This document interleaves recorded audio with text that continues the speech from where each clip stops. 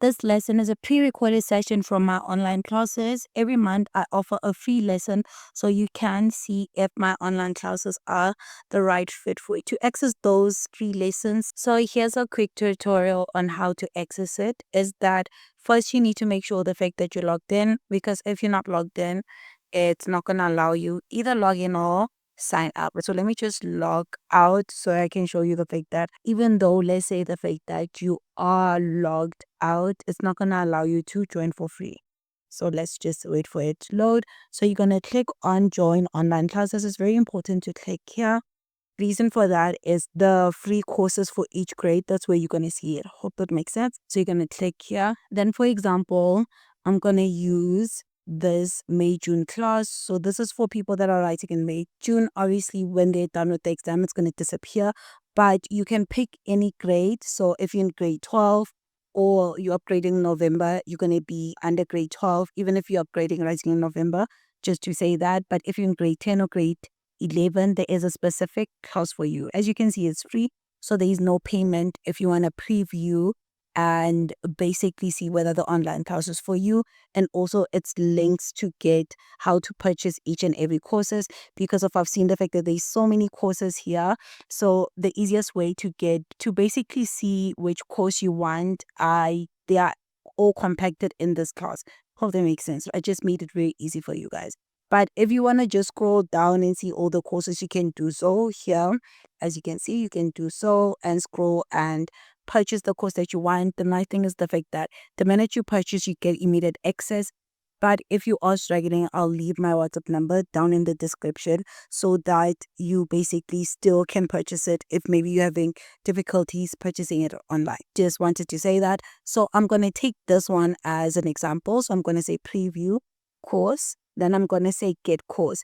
As I said, the fact that you'll see the fact that it's going to send me to signing up first. Right? So if you say preview course and I say get, it's going to say me to signing up or sign in. With me, since I already have an account, I'm just going to sign in. But if you don't have an account, you're going to say sign up. So I'm going to sign in. As you can see, the fact that it has loaded. So after it's loaded, what I'm going to say get course. Very important to watch this video if you want to see like the downs of it and see how everything is laid out inside. You can watch this video. But I'm going to say get course. And you see the fact that when I'm saying get course, nothing is happening, but you actually enrolled. How do I see the fact that you actually enrolled? Is that if I go here and I go to enrolled courses, so if I say enrolled course, you'll see the fact that this task now is available. So if you're having problem with like seeing it, it's just say go to enrolled in your enrolled courses. You'll see it there. But if you are having any difficulties with like enrolling on your own, please what you go send me a WhatsApp. As I say, the fact that I'm going to leave my WhatsApp number below, and you're going to say start course, then everything that is explained there is going to be here. So this is for the May-June, so a lot of things are already uploaded. But with with the grade 12 and grade 11, depending when you're seeing this video, you're going to have material uploaded. If you're seeing it like as it's live now, then you'll see the fact that, okay, cool, things are not yet uploaded. I hope I'm making sense. So with this is all the courses, so all the topics, quote unquote. So it's going to be everything. So this video explains everything. So each and every part has a video explaining what is in each part. And as I said, the fact that going back, right, before purchasing, let's just go back to the online courses so I can make you see what I mean when we're going back, when I say join. So what I want to say is that, do you see the fact that here, when you preview the course, this video explains everything. This video is very important. It explains everything. So I would say watch the video. So on your phone, this is how it's going to look. You just click on your icon and you're going to say enrolled courses. And this is how you're going to see your courses. Hope that makes sense. With that said, let's jump into the lesson. And let me share my screen. Yes. Can you see it?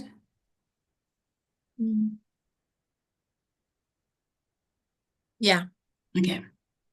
So we're gonna do revision, meaning we're gonna do the entire paper for KZN. Then yeah, we're gonna just do the entire paper. If you are confused, tell me, Anne. Tell me in between the fact that hey, I'm confused and all that. And before we start, how is grade 11 math so far? Honestly speaking, I think I approached grade 11 maths with a good approach because Okay. of your tips, actually. Mm-hmm. Yes. Starting early really helped because every time when I'm in class, it's like I'm doing revision. So it's easier Okay. for me to do practice papers Mm-hmm. and also as understand my teacher in class. Even when they do advanced examples, I'm able to get them correct. Okay, that's Yes, so great. I think for now I'm going pretty well. I'm Mm-hmm. just having a few problems with solving for x by completing the square, but Okay. I think as time goes on, I'll manage to do exceptionally well in it. Okay, cool. It's just a matter. Did the courses help with like the completing the Yeah, scheme, or is it they did still help. giving you a They did help. problem? Mm-hmm. As they did help. As I said, Hori, it's a matter of practice. I think Yeah. I didn't focus much on them. I was focusing much on exponents parts and this and trigonometry. Oh, So yeah. I'll just go back and review and do more practice papers. Okay, cool. So I hope this paper helps. Yeah. Then let's I hope that it helps. Anna. So we're gonna go step by step. So the first part we're gonna do, which is gonna be like solve for x, Anna. So normally with solve for x, this is how your paper's gonna look, Anna. The way this Yeah. lesson is gonna go, that's how your term one's paper is gonna look. So the first one is gonna be normally like normal solve for x, meaning it's using your properties of like the common factor, what you call this difference of two squared, or it's going to be Mm-hmm. solving a quadratic. Ane? Then the second one, how do Yeah. you know what it is that the minute you see, let me just take a highlighter, the minute you see the fact that correct answer correct to two decimal places, Ane, you need to think the fact that you're going to be Mm-hmm. using a quadratic formula. So this one, by default, I feel Okay. like it's free marks because it's just you substituting and you being able to punch it in the calculator. Ne? And I think what I'll do is that Yeah. I'll show you on how to do it, like punch it in the calculator so you can always get it so that it doesn't become a problem. Ne? Then the Okay. third one is surds. So that is the introduction of surds, right? So this is solve for x, but using surds. Ne? So let's start with Mm-hmm. the first one. So the first one, which is, let me change my pen color here. So let's change it. You see the fact that the first one is basically revision from grade 10. That is like grade 10 work. Yeah. Yes. Yeah. So it's going to be 1.1. Then it's going to be 2x squared plus 5x is equals to 0. Do you see the fact that here is difference of 2 squared? Yeah. Yeah, and the common factor is x, and so you Mm-hmm. can take out just x, then what's going to be left here? Here, because of its x squared, it's the same as x multiplied by x. So what's going to be left Yeah. here? It's going to be It's 2x. 2x. Then Mm-hmm. here's going to be just 5. And this is going to be equals to 0.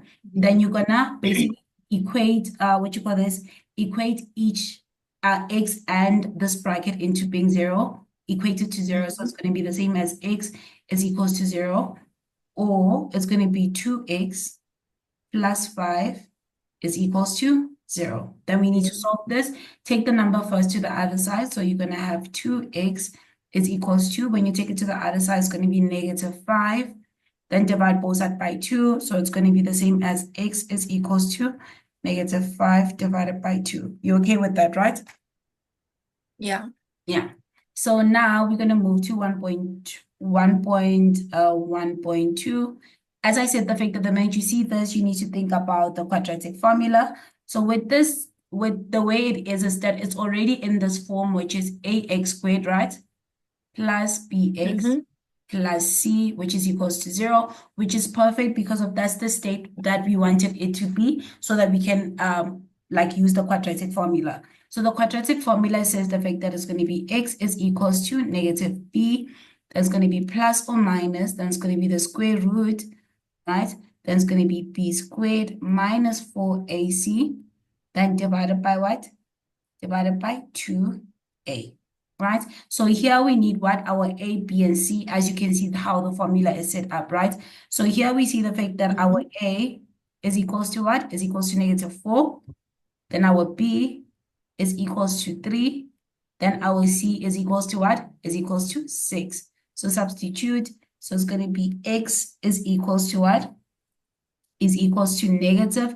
Then B, which is 3. So it's going to be 3. Then it's going to be plus or minus. Then it's going to be the square root. Then this is going to be what? It's going to be 3. Then it's going to be all squared minus 4A. Sorry, not A. Let me substitute. So it's going to be A. Our A is what? -4. Yes, it's going to be -4. So our A is going to be -4. Then our C is going to be 6. Then that whole thing is going to be divided by 2. Then it's going to be what? It's going to be -4, right? Then here we're going to punch it into the calculator. I want to show you the easiest way to do it so that you don't re-punch it. So on the side, you're going to see the calculator. Né? So let me just say, so it can be easier. Okay. So do you see the calculator? You can't see it. Can you see it? No, I can't. Okay, cool. I think I need to stop and probably show you the entire window. Let me share the window, the entire window.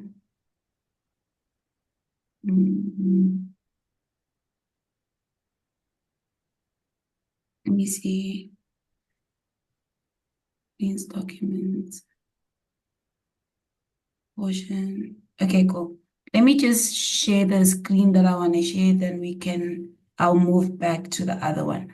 So sharing the screen, Anne, you can see you'll tell me whether you see the calculator. Can you see the calculator? Yeah. Yeah. So in the calculator, I don't know whether you can see the other one, but with the other one is that this is what you're gonna punch on it, and we're gonna go back and you'll see. So in the calculator, you're gonna say obviously this divide thing in it, that's divide sign. Then you're gonna say negative, right? And when you say negative, you don't use this negative, but this negative that is in front of the number, right? Then you're gonna open your bracket exactly how you see it. It's exactly how you're gonna write it. So it's gonna be 3. Then you're gonna close your bracket. Do you see in your equation it says plus or minus, right? So you pick whether you want to start with plus or you want to start with minus. So I'm going to start with minus. It really doesn't matter who you start with, right? So it's going to be square root. Then you're going to say, open your bracket again. Then it's going to be 3. Close your bracket. Then it's going to be all squared, right? Then it's going to be minus what? Minus 4. Then it's going to be open bracket. Then you're going to say -4. Then you're going to say what? You're going to say 6. Then you're going to go down. Then you're going to say 2, right? Then you're going to close your bracket. Then you're going to say -4 again. Then you're going to say equals 2. Then this is what you're going to get. So now you need it in decimal form because remember in the question, they specifically said the fact that answer 2 correct 2 decimal places, right? So how do you get your decimal place? Is that, do you see this SD? You click on it and it gives you the decimal. Does that make sense? Yeah. Yes. Then now if you want to go back and find the other one, because we started with the negative and now you want the positive, is that you're just going to click this, right? And it's going to go back. Then you're just going to go to the formula, basically going back to this one and deleting this negative, right? Deleting this negative, then making it positive. So you don't need to rewrite the whole thing. Then you're going to say equals to, then you're going to say SD. Then that's how you're going to get your 2 answers. Does that make sense? Yes. Yes. So with that said, let me just again stop so that you can see. Let me share the slides. Okay.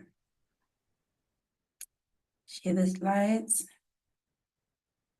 You can see the slides now, right? Yes. So can I ask, Ne? Is it necessary for me to show all the working, or I can just write x is equals to whatever or x is equals to this? Okay, cool. So are you saying this working, this one? Yeah. Or do you saying from here, you need to show this?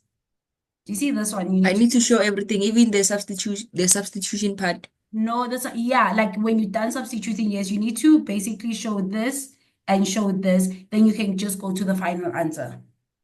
Okay. Yes. Are you okay with that? You don't need to simplify this. Yes. You can just punch it in the calculator and then you'll be sorted. Does that make sense? Okay. Okay. Yes. So Thank our you. answer here is going to be what? It's going to be x. We started with the positive, so it was x is equals to what? It's equals to 1,66, right? Or x is equals to negative 0,91. Does that make sense? Yes. Yes. So that's how you will do it, Anna. Then now we're going to move to 1.3. Let me just, okay, yes. So now moving to 1.3. So 1.1.3, right?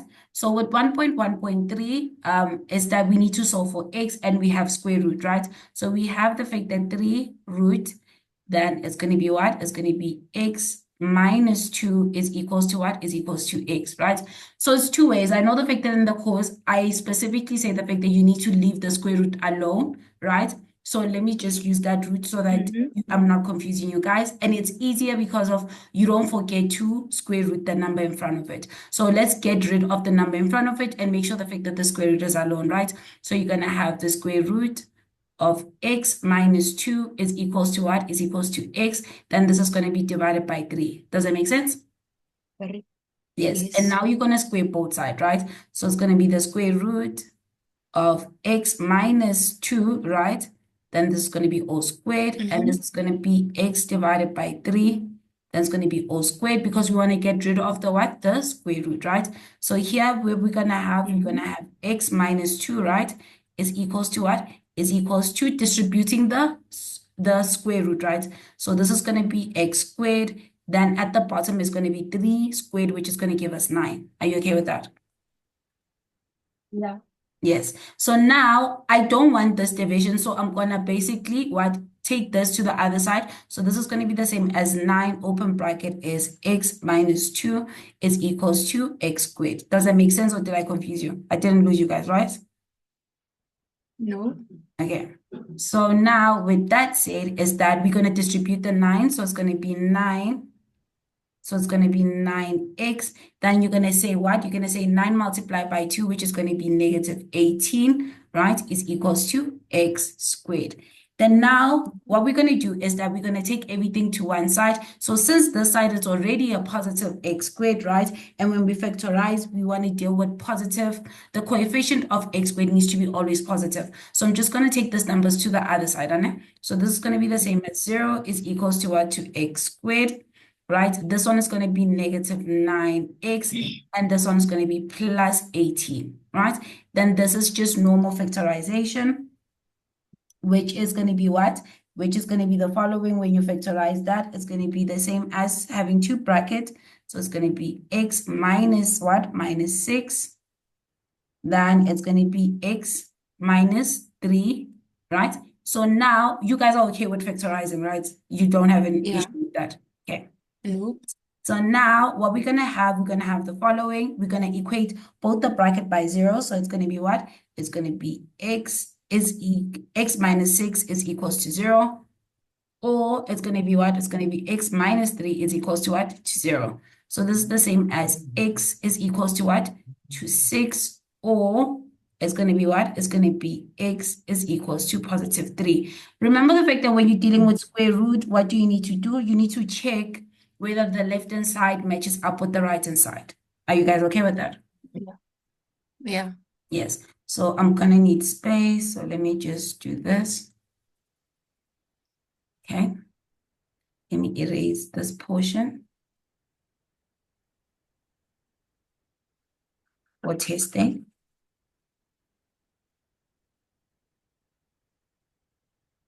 Okay.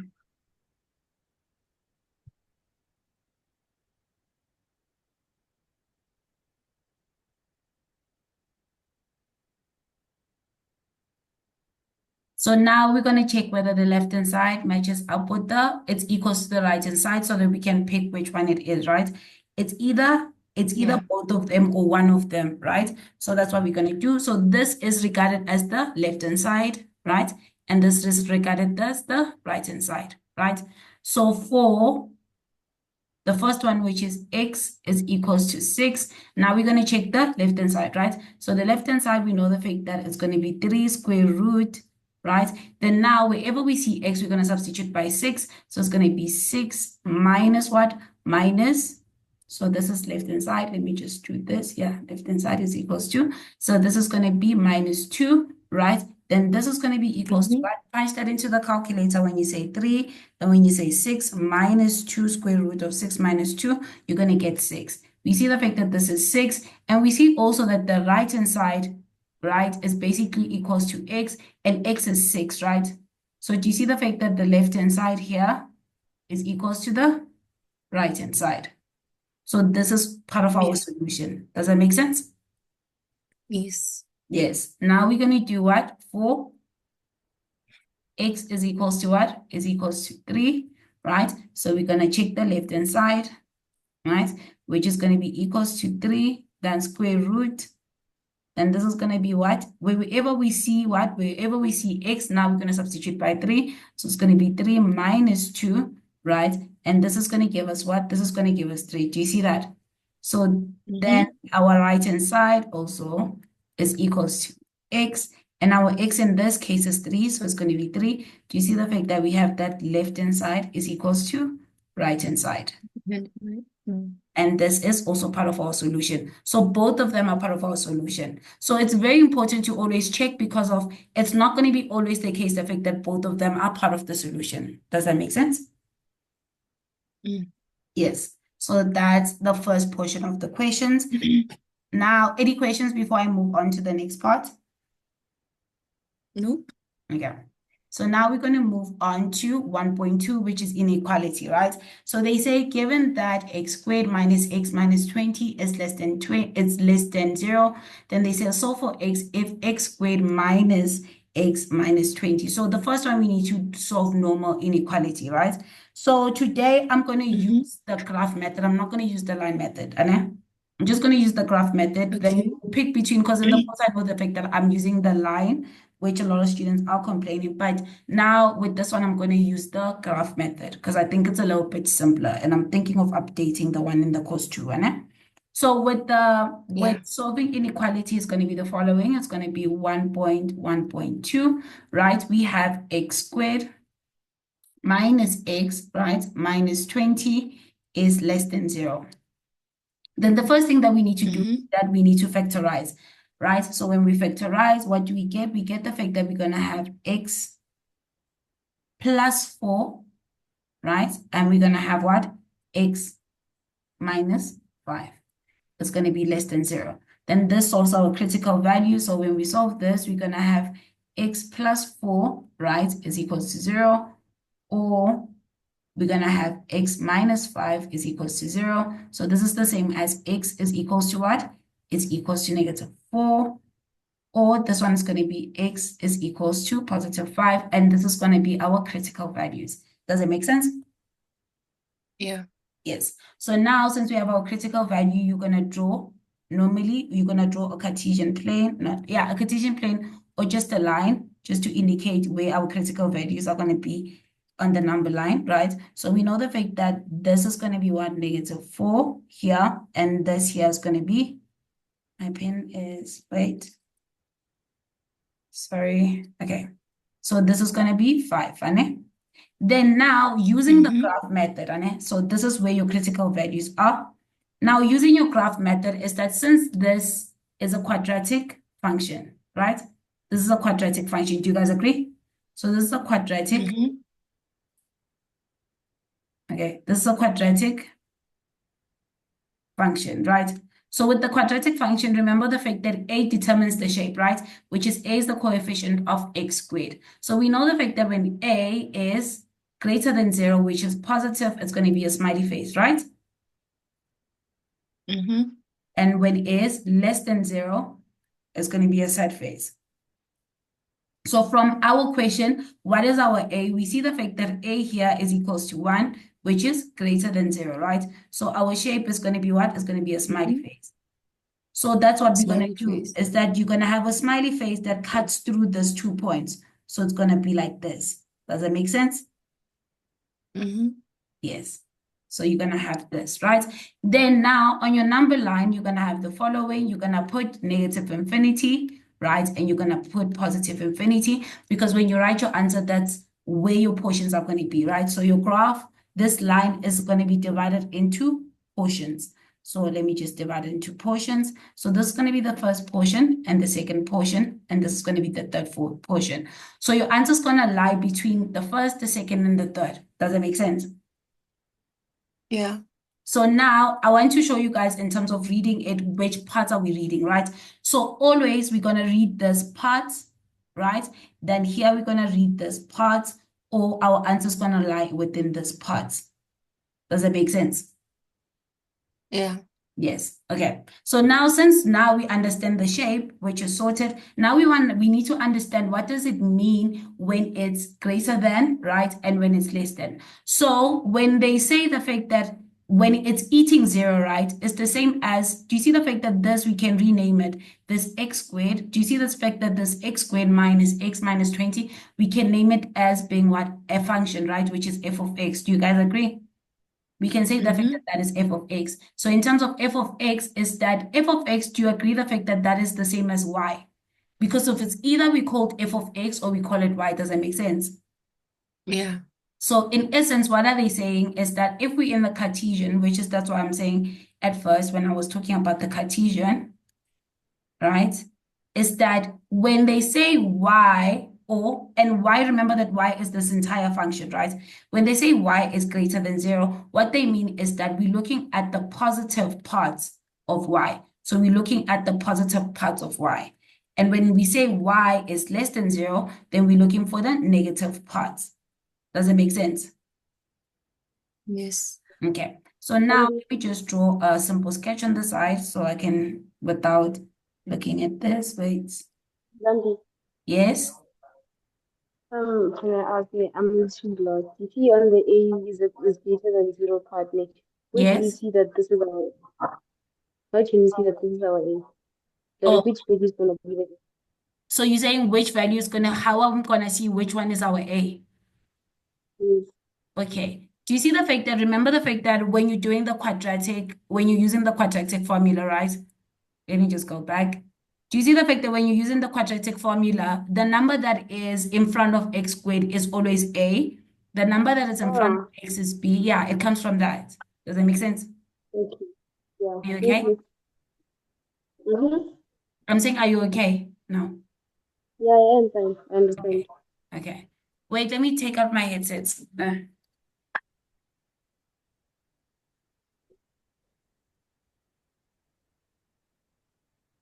So that I can hear you guys properly.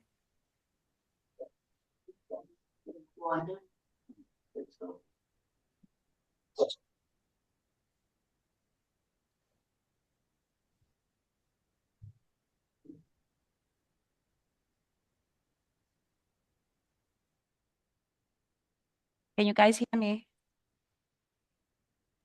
Yes. Yeah. Okay. So that's that. So in terms of like, so that you guys can see it all the time, right? So that you guys are not confused. So let me do this. So let's say we draw the same thing. Let me just take my pen, draw the same thing, right? In this instant, this is when A is positive, right? And let's say we have our two critical points. I'm not gonna write the points, okay? So these are our two critical points. As I said, the fact that we're gonna shade in here and we're gonna shade in here, right? And with that said, this is for when A is greater than 0 because it's a smiley face, right? So where do we Yeah. read the points, right? So what did I say is that when it's greater than y, right? When it's y is greater than, which is I'm going to show you, right? I'll just write it on the side and highlight it in yellow. This yellow portion represents the following. It represents when A squared plus B squared plus C is greater than 0. This is the yellow part. Is everyone okay with that? And let's just highlight it in yellow. So this is going to be that, right? Then we're going to change color now. The green portion, which is here, right, which is the bottom part, represents what? This portion here represents when A squared plus B squared plus C is less than 0. So that's that. Does that make sense? Mm-hmm. Yes. So in our case, it's what is less than 0. Which one are we picking? Are we gonna shade in where the green is? Where are we gonna shade? The top part or the bottom part in our graph, in our situation? Where? The top part. Remember the fact that it's x squared minus it's x squared minus x minus 20 is less than 0. Which one does it look like? Oh, okay. It's less than 0. Oh, it's the bottom part. Yes. So you're gonna shade in the bottom part. Mm. Yes. So that's where your graph is, right? So now the reason why I said the fact that you need to do the lines is that that's where your answer lie, right? So where is the lines shaded in? Like I'm not saying the highlighter where I did the stroke of line. Where do they lie? They between -4 In and between 5. -4 and 5. Yes. So your answer is going to be x is an element. Then since this is not equals to, it's going to be a curved bracket, right? So it's going to be a curved bracket, which is going to be between -4 and 5. Does that make sense? Yeah. Yes. So let's say now, which is now I just want to do with a different color. Now let's say the question was x squared, right? Minus x minus 20, but it is greater than 0. Where would this answer? What would be the answer of this one? On the top part. Which is when you read it off, what it would be? It'll be X is an, x is great. yeah. So x is, oh, so okay. You're going to say x is, I'm listening. We can use the greater than. It's completely fine because either or is correct. So what would be your answer? Okay. Yes. X is an element of whole numbers. Mm-hmm. Then read it off. Okay. Okay, sure. Let me read it off for you guys. It's that it's gonna be X. Do you see the fact that I'm just gonna highlight it with yellow so that you guys can see it? Let me highlight it, but I'm gonna highlight it in yellow here, right? Where there's strokes, where does the strokes lie? We always read our answer from negative to positive, right? Do you see the fact that Mhm. our answer lies where? Our answer lies here. Let me change my pen color. It lies here, right? And it lies here. Does that make sense? There's no strokes here in the Mhm. second part. Does that make sense? I didn't lose you guys, Yeah. right? Yes. So our answer is here and here, right? So here, when you read it off, you're going to always start with x as an element, right? Then you're going to say from negative infinity, because of that's where it is, right? From negative infinity, Mhm. going to what? Going to -4, right? Then since it's divided, our answer is divided by this part that isn't there in any stroke, is that you're gonna say or because of there's another portion, which is that portion, right? Which is gonna be or, then you're gonna say what? From 5, sorry, from 5 till positive infinity. Does that make sense or did I lose you guys? It makes sense for me. Okay. Are you okay? Is everyone okay? I just want to make sure that everyone is okay. Yeah. Okay. I'm okay on my side. I'm also okay. Okay, cool. So that's how it is. So that's how you would do it, right? So now moving on to the next question, which is 1.2.2, right? Mhm. It says hence or otherwise. When they say hence, right? What do they mean? They mean the fact that use the previous solution. Hence means the fact Okay. that use whatever you had previous to answer what we asking you now. Does that make sense? Yeah.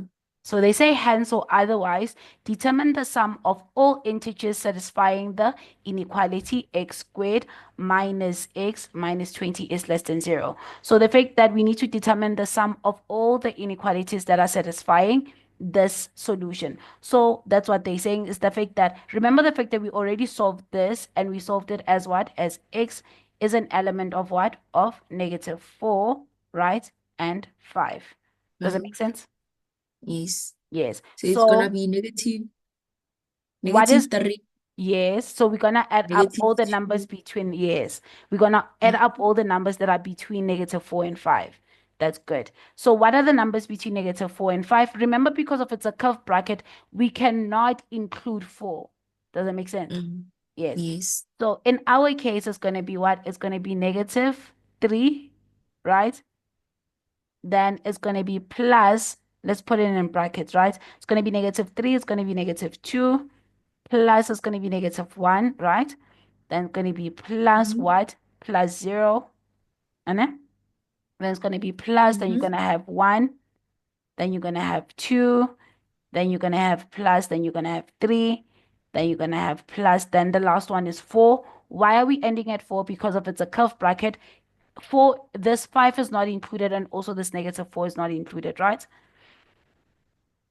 Yes. Yes, then when you punch that into the calculator, you're going to get that this whole summation is going to give you 4, right? So for instance, let's say our solution, because of, I want to touch base. Let's say our solution, and I'm just going to make it in red just to show you the fact that it's outside this, right?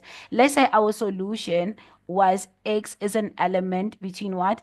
Between 4 and 5, and they both square bracket. In our solution, do you agree the fact that we were going to add -4 and -5? So this was going to be plus, here was going to be -4. Do you guys agree? And here's going to be plus 5. Does that make sense? Yeah. Yes. Yes. Just wanted to say that, right? So let me just erase this so that you guys are not confused. So that's what I wanted to say. So that's how you would do this question, Anna. So now we're going to move to solving simultaneous equations, right? So now solving simultaneous equation is that always the one that is linear is going to be what? It's going to be our first equation, and the one that is quadratic is going to be our second equation, right? Because that makes it easier to solve. Okay? So let's do that. So we're going to have what? We're going to have, here we're going to name it equation 1 and 2. So we're going to say 4x plus y equals 7. Sorry. Okay, equals 7. And this is going to be equation 1, right? Then now we're going to have what? We're going to have this one, which is 3x squared, right? Plus 2xy is equals to y squared. And this one, we're going to name it equation 2. Okay? Then now what we're going to do is that we're going to take equation 1 and create equation 3 so that we can substitute that to equation 2, right? So you always take the first equation, which is the linear, and you transform it, right? If it's not transformed, because in this case is that y is not the subject and also x is not the subject. That is why we need to transform it, right? So taking equation 1, right? We're going to basically transform it to equation 3. So we know the fact that we're going to have 4x plus y is equals to 7. Then now we want y alone, right? Because of y does not have a coefficient in front of it, right? So it's going to be easier. So now we're going to have y is equals to 7. Then take the 4x to the other side. So it's going to be -4x. And this one, we're going to name it equation 3, right? 3. Yes. So now, after naming it equation 3, what we're going to do is that we're going to substitute equation 3 into equation 2. Why equation 2? Because do you agree the fact that equation 1 and equation 3 is the same thing? They're just written in a different way. Yeah. So now we're going to what? We're going to substitute 3 into 2. So let's do that, right? So now in equation what? In equation 2, wherever we see y, we're going to substitute it by 7 minus 4x. So that's what we're going to do. So we're going to have 3x squared. Then we're going to have plus. Then it's going to be x. Then open bracket is going to be 7, right? Minus 4, right? Minus 4x. Then this is going to be equals to what? This is going to be equals to 7 minus 4x, then this is going to be all squared. Then now we're going to basically simplify this, right? Then when we simplify this, here's going to be 3x, right? All squared, then this is going to be plus, distribute the 2x, right? So when you say 2x multiplied by 7, you're going to get 14. So it's going to be plus 14x, right? Then when you say 2x multiplied by -4x, you're going to have -8, right? So you're going to have -8x squared, right? Then this one, you're going to basically do that. I'm not going to expand it. I'm just going to write the final answer. This is going to be the same as 49, right? Minus 56x plus 16x squared. Is everyone fine with the expansion? Yes. Yes. So now what we're going to do is that we're going to take everything to one side and group like terms, right? So that's what we're going to do. So it's going to be 3x squared, right? Plus 14x, then minus 8x squared. Then take this one, so it's going to be minus 49. This one is going to be plus 56x, and this one's going to be minus 16x squared, right, is equals to 0. So now let's group like terms. What do we see? We see the fact that when we group like terms, this is a like term, this is a like term, and also this is a like term, right? Then with another color, let's group them. So we see the fact that we have this one grouped with this one, right? Then this one is the only one that's alone, right? So now let's add everyone. So we see the fact that we have 3, right? So you're going to say 3, then you're going to say 3x squared minus 8, right? Then it's going to be minus 16, which is going to give you what? Which is going to give you negative 21. So you're going to have negative 21, then x squared. So we're done with the yellow one, right? Then you're going to say 14 plus what? Plus 56, which is going to give you what? Which is going to give you plus 70x. Then this is going to be minus 49. Is everyone okay? And this is going to be equals to 0. Right? So here we see the fact that the common factor, the number that we can divide throughout is negative 3. The reason why I'm dividing by negative 3 is that I want to get rid of this. What? I want to get rid of this one. What you call this? I want to get rid of this negative, right? It's not negative 3. It's that the common number that we can divide by is actually 7. Does that make sense? So 7 can come into 21, into 70, and negative 49. Are you guys okay with that? Mm-hmm. So we're going to divide by that. So let me just show it. So it's going to be negative 21 x squared divided by negative 7. The reason why it's negative 7 because I want to get rid of the what? I want to get rid of the negative coefficient here. So it's going to be plus 70 x minus 7, right? Then it's going to be minus 49, right? Minus 7 is equals to 0. So simplify this. This is going to give us what? This is going to give us a positive 3x squared, right? And this, because of negative 70 divided by 7, since they're at opposite sign, is going to give us negative 10x. And this one is because they both negative, it's going to give us a positive, which is going to be what? It's going to be plus 7 is equals to 0. Is everyone fine so far? Yes. Yes, so I'm just going to go to the other side and factorize this, right? So when you factorize this, you're going to get the following. You're going to have 2 brackets. So you're going to have 3x, right, minus 7. And you're going to have what? You're going to have x minus 1 is equals to 0, right? Equate the bracket by 0. So it's going to be 3x minus 7 is equals to 0, or it's going to be x minus 1 is equals to 0. So now it's going to be what? Take the 7 to the other side, this one. So it's going to be 3x, right, is equals to positive 7. Take the 1 to the other side, this one. It's going to be x is equals to positive 1.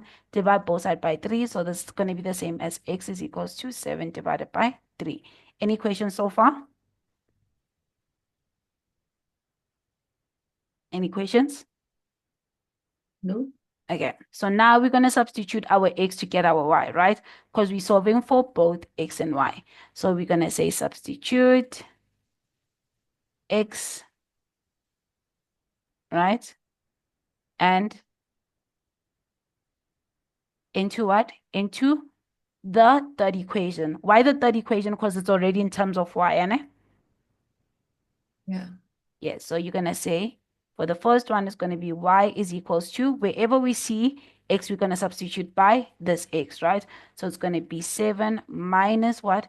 Minus 4. Then it's going to be 7 divided by 3, right? And this one is going to be equals to what? It's going to be equals to negative 7 divided by what? Divided by 3, right? Or y is equals to what? It's going to be 7, then it's going to be minus 4. Then wherever we see x, we're going to substitute by 1 for the other one. So therefore, y is equals to positive 3. And that's how you solve your x and y. Does that make sense? Yes. Yes. So that's how you do it. Ne? So now we're going to recap a little bit of nature of roots. Ne? So with nature of roots, you're going to need your quadratic. It needs to be in this form first so that you can use this formula when solving nature of roots. Right? So this is the formula to solve nature of roots. So these are the 3 different cases, right? Is that when you have equal roots, right? So when you have equal roots, when they ask you in the question, solve when it's equal root, this is the equation that you're going to use, right? And remember the fact that this comes from here. Then the second one is that when the 2 unequal roots, or this is when they are what? Unequal roots, right? Which is this one, and this one is, this is non-real roots. Oh yeah, it's already written. Why did I basically do that, right? So this one, just avoid the 2, but when they say non-real roots, so this is going to be this one. Does that make sense, or should I repeat? So this is when there's equal roots. This one is when the roots exist, but they're not equal. This is when the roots does not exist. Does that make sense? Yes. Yes. So that's that, right? Just a quick recap. So now we're going to answer the 2 questions which fall under nature of roots. So the first one says the root of the quadratic equations are x is equals to -3 plus or minus square root 13 minus 2k divided by 4. Then it says calculate the value or values of k for which the roots are equal. So here what did they do is that this is basically they substituted in the quadratic formula. Do you see that? They substituted in the quadratic formula. And so that you can see where the triangle is, let me just do the quadratic formula. We know the fact that the quadratic formula is x is equals to what? To negative b, right? Plus or minus, then there's going to be the square root of b squared minus 4ac, right? Divided by what? Divided by 2a. Do you agree the fact that this portion here, this is the triangle? Do you guys agree that? If we go back. Yes. Yes. So if that's the triangle, do you agree the fact that if they give you in this form, when they say the fact that calculate maybe something that is related to equal root, what you call this, unequal root or non-existent, is that you need to look at whatever that's inside the what? That's inside the square root. Because of this is the same as this. Let me just write it like this. This is the same as this. If we had to change the formula using the nature of roots formula. Does that make sense? Yes. Yes. So remember the fact that if they ask you in this form, whatever that's in the square root is the one that you're going to basically equate. This represents the triangle. Does that make sense, guys? Okay. So with that said, let's answer 1.4. So they say the fact that calculate the value or values of k for which the roots are equal. Which one is the roots that are equal is this one. So do you agree the fact that it's basically going to be this triangle is equals to 0, right? But what do we know? We know the fact that the triangle is whatever that's in the square root, right? So this triangle is going to be replaced by 13 minus 2k is equals to 0. Then you're going to solve for k. Does that make sense? Yes. Yes. So we're going to take what? We're going to take the 13 to the other side. So it's going to be negative 2k is equals to negative 13, right? Then therefore k is going to be equals to negative 13 divided by negative 2. So therefore k is equals to 13 divided by 2. That was simple, right? Yes. Yes. So now we're going to move to 1.5. Right? So 1.5, it says, given that, what you call this, open bracket, x plus 5, close bracket, is equals to what? Is equals to 1 minus p squared. Then they say that calculate the values of p for which the roots of the equations are what? Are non-real. What are we solving? Do you agree the fact that we're solving for unreal? We're solving for this one.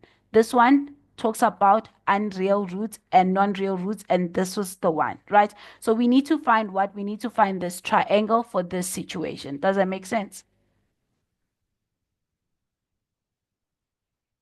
Guys?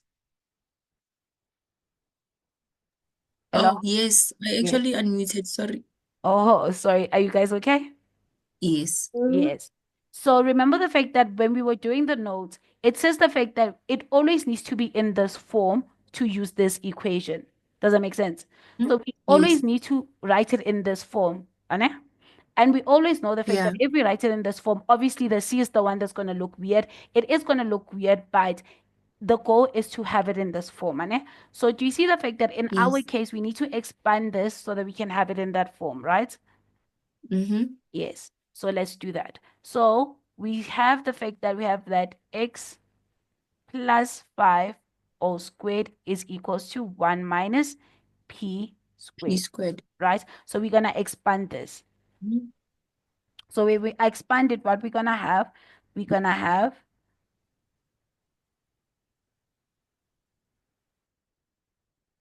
X plus 5 and X plus 5.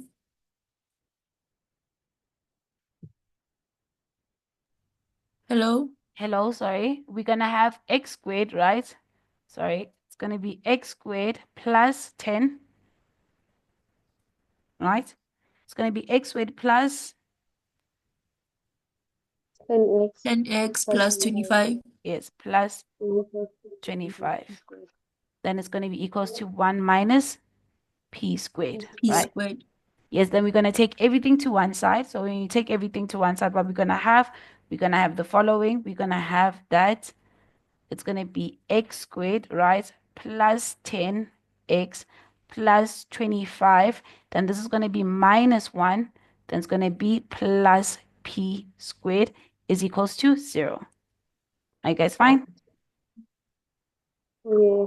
Yes. So now with that said, is that we're going to basically simplify it, right? So it's going to be x squared plus 10x. Then it's going to be this 25 and this negative 1. So it's going to be the same as plus 24, right? Plus what? Plus p squared is equals to 0. Do you see the fact that now is in form of a, b, and c? Now let's write our a, b, and c. We have the fact that a is equals to 1. Do you guys agree? Then b is equals to 10. Then c is this one, right? Which is going to be equals to 24 plus what? Plus p squared. Are you guys okay? Yeah.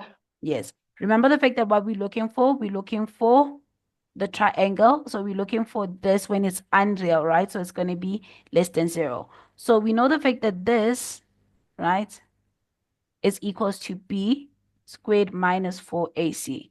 So now let's solve for that, right? So now we're going to be solving for that, which is going to be b squared, right, minus 4ac. So let's substitute. So we're going to have this, which is going to be equals to what? Which is going to be equals to, our b is what? Is 10, ane? 10 squared, and minus 4, then this is going to be 1. Then our c is going to be what? It's going to be 24 plus p squared, right? So when you say 10 squared, what you're going to have 100, right? Then this is going to be the same as 4 multiplied by 1, which is negative 4. Then this is going to be 24 plus p squared, right? Then now we're going to distribute the negative 4. So we know the fact that this is going to be equals to what? It's going to be 100. Then this is going to be minus, when you say 24, negative 4, right? Multiply by what? By 24. You're going to get what? You're going to get 96, right?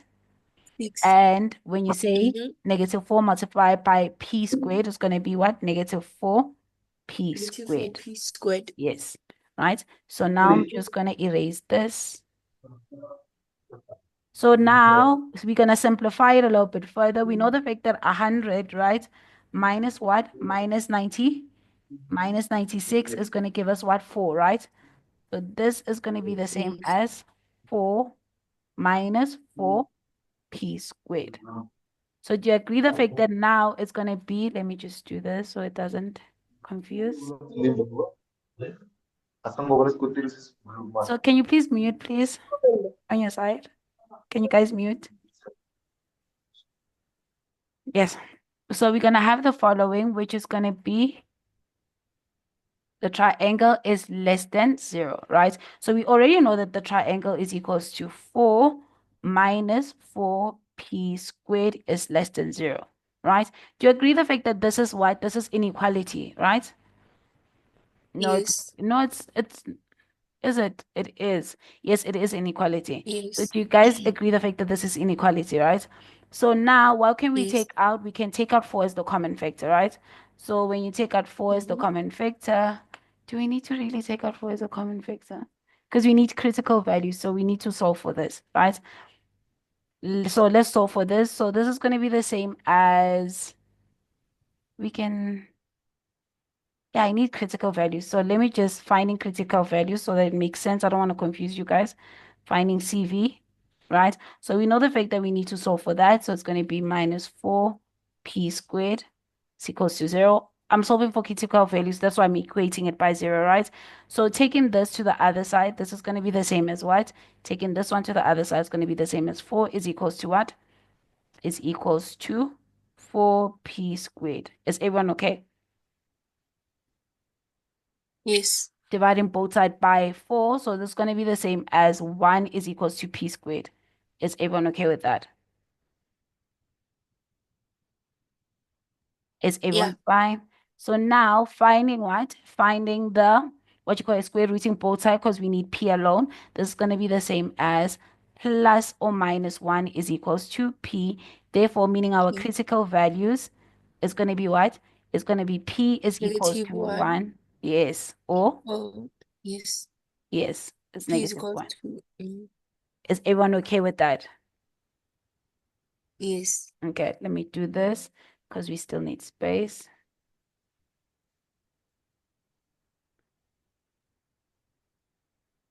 Okay, so erase this portion so that we can continue.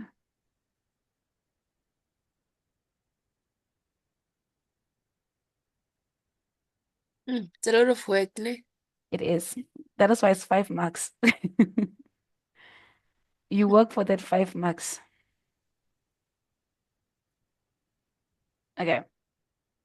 So don't worry. When I said the slides, already this is going to be there. This portion is going to be already there. I didn't erase it. There's it. I just want to continue it. Yes. So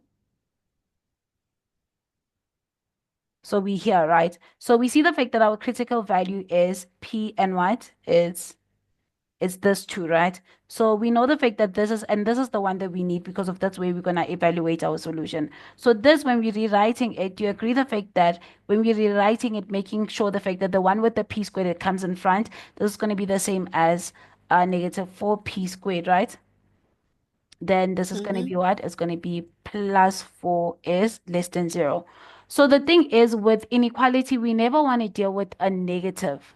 We never want to deal with the negative coefficient of like where there's p squared, x squared. We never want to do that, right? So what we're going to do is that we're going to divide throughout by what? We're going to divide throughout. We can divide throughout by 4 because of 4 is common, right? So let's do that. When we divide throughout by 4, this is going to be the same as what? This is going to be the same as p squared, right? Then this is going to be minus 1. Do you guys agree? But since it's negative, right, we're dividing by a negative number. Very important that the inequality changes. When you're dividing with a negative number, the inequality changes. So this is going to be the same as greater than 0. Does that make sense? Yes. Can I Yeah. ask, I'm lost. Are we doing the same thing but different methods? Different method how? Are we looking for the critical values? No, we already found the critical values. Now we're solving inequality. We're back to solving inequality. We're back here. Oh, Yes. Because okay. do you see the fact that it's the same thing? Do you see the fact that this is the same thing, but we don't have x, but we have x is replaced by p in this case. So you need to solve using inequality. Does that make sense? It's just the variables are different. Is everyone okay with that? Yes. Yes. So now with that said, we already know the fact that our shape is going to be what? It's going to be a smiley face. So we're going to need our line, right? And we need to we're going to have to put our critical values, right? So our critical values is going to be -1 and what? And 1. So we already know that it's a smiley face. So it's going to look like this, right? And when you plot the one with the smiley face, you need to evaluate this one because of this one is the one where the A is what? Is positive. Does it make sense? Yes. It's very important that you look at this one because of if you look at this one saying the fact that it's less than, then you are lying because of meaning your number line needed to look like this. If you're doing for the other one, then it needed to look like this. It needed to look like this then. If you are going to evaluate this one. Does that make sense? But we're going to evaluate this one. Does it make sense? Yes. Yes. So with that said, put in our sketch part, right? Then this is going to be negative what? Negative infinity. And this is going to be positive infinity, right? So now from the one that we're evaluating, do you see the fact that it's greater than 0? Meaning we're going to shade in the top part, right? Is everyone okay with that? We're going to shade in the top part. Yeah. Yes. So meaning our answer is going to be what? It's going to be that we're not going to say X because of, remember the fact that X is replaced by P. So your answer is going to be that P is an element, right? Then it's going to be from where? From negative infinity. Since this is just less than and not equals to, right? So it's going to be what? From negative infinity, then it's going to be 1. Or it's going to be what? It's going to be from 1 till positive infinity. Are you guys okay with that? Yes. Any questions? Any No. clarification? You guys okay? Wait, you see on the right-hand side of the screen, Yeah? the critical values is 1 and -1. Yes. So Yes. are we still using the same inequality, but in a different method of factorizing? Yes. Yes. Because like the thing is with this one is that I wanted because this is the same as solving inequality. Like what you was this is the Mm. same as solving for the critical values. That is why at the top I said finding the critical value so that you're not confused. Because remember the fact that Also, we're using inequality. the so The the right-hand side is the same as the left-hand side, just different methods. yes. Okay. Wait, different method. No, no, no, no, no. You're saying the fact that this side is the same. No, remember the fact that this side we were wanting our P so that we can have our critical values so we can put them on the number line. Does that make sense? Yes. What about the -4p squared plus 4 Okay. Are you is talking greater about than this 0? one? Are we talking about this one? No, Which this one? side. On This side. the Or this side. Yes. Oh, yes. No, I just wrote it so that we can have P in front. It's the same thing. It's Okay. the same thing so that you can know what is your A. That is why. So that you can see where is your A. Does it make sense? Oh, okay. Yeah. I didn't confuse you, right? I hope I didn't. No. Okay. Is No. everyone fine? Yes, I'm fine on my side. Okay. Are you fine? Hello? Yeah, I'm fine. You okay? Okay. Mhm. No questions, right? Nope. Okay. Okay. So now we're going to move to exponents, right? So with exponents, this is just applying the laws, Anne. So the first one, it says simplify fully using a calculator. Then it says your answer must be, then they tell you the fact that the answer must be your answer, then your answer must be free from negative, right? Negative exponents and irrational denominator. Denominators. Do you guys remember what's irrational denominator? What does that mean? What does it mean to say that something is irrational denominator? You guys definitely know what's a negative exponent. What does irrational denominator mean? Hello? Hello? Um, it means you have a variable. Yeah. Okay, let me just make it very simple. Wamana, if your answer is like not a perfect square, meaning it's like √3 root 2, that is irrational. Mm-hmm. Yes. So if you have like, if a number inside the square root, like 4, this is called rational because of this is equals to 2. Does that make sense? But this one is going to be equals to decimal numbers. Does that make sense? Okay. Yes. So that's what they mean when they say irrational denominator, because it's very important. You'll see one of the equation, which is the second one, basically is going to play on the second part of the conditions. So now let's do the first one. So the first one, which is 2.1.1, right? It says the factor 64 is equals to, I think this is a negative. Let me just make sure. The fact that it's a negative number. Yes, it's a negative 64. Sorry. Okay, this is to the power negative 2 over 3, right? Let me just write it here because 2.1.1. So it's 64. And this is to the power negative 2 over 3, right? So now we have to use, without using a calculator. So 64, do you guys know how to find factors using a calculator? Or should I show you guys? I can. You both know how to find factors using the calculator. Yeah. Okay. So the 64 in the calculator is going to give you what? It's going to be 6 to the power 6, right? And this is going to be Yes. negative 2 over 2 3. over 3. And do you see the fact that this is going to use which law? This is going to use the law number 5, right? Here. Mm-hmm. So this is going to be 2, then this is going to be 6 multiplied by negative 2 over 3. And this is the same as what? This is going to be the same as when you say 6 multiplied by negative 2, which is going to give us negative 12. So it's going to be negative 12 divided by 3. And this is going to give us 2 to the power what? To the power negative 4. Negative 4. Yes.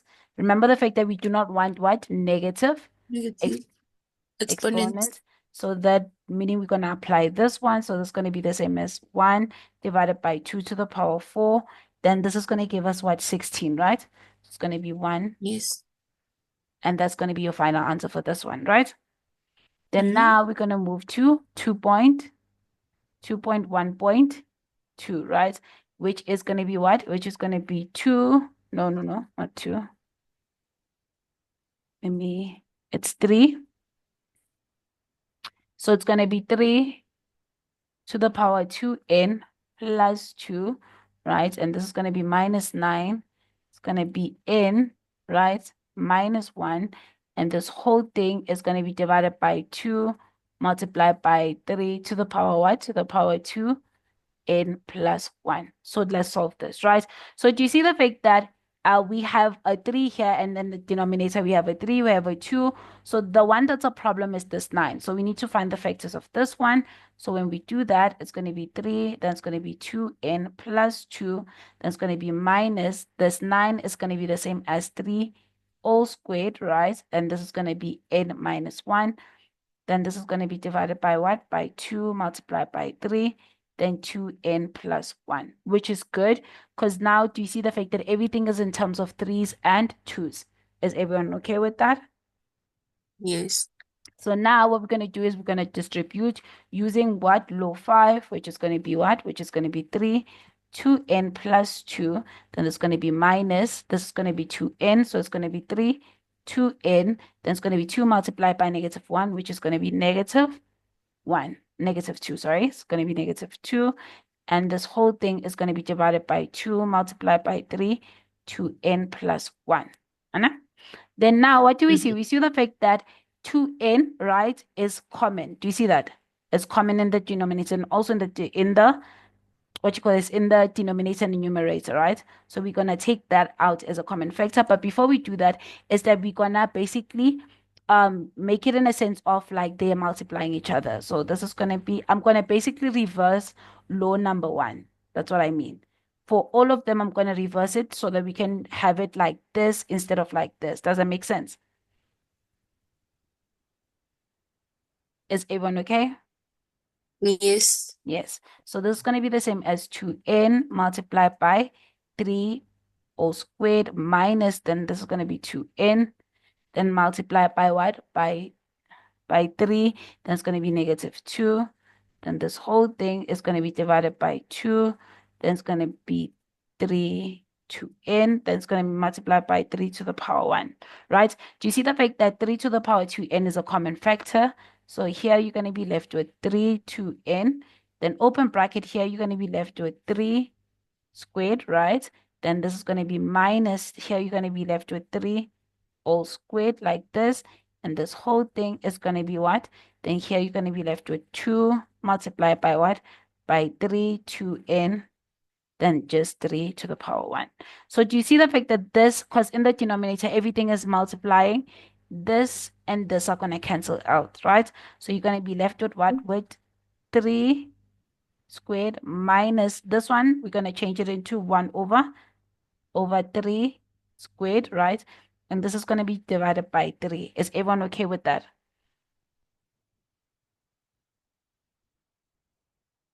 Is everyone fine?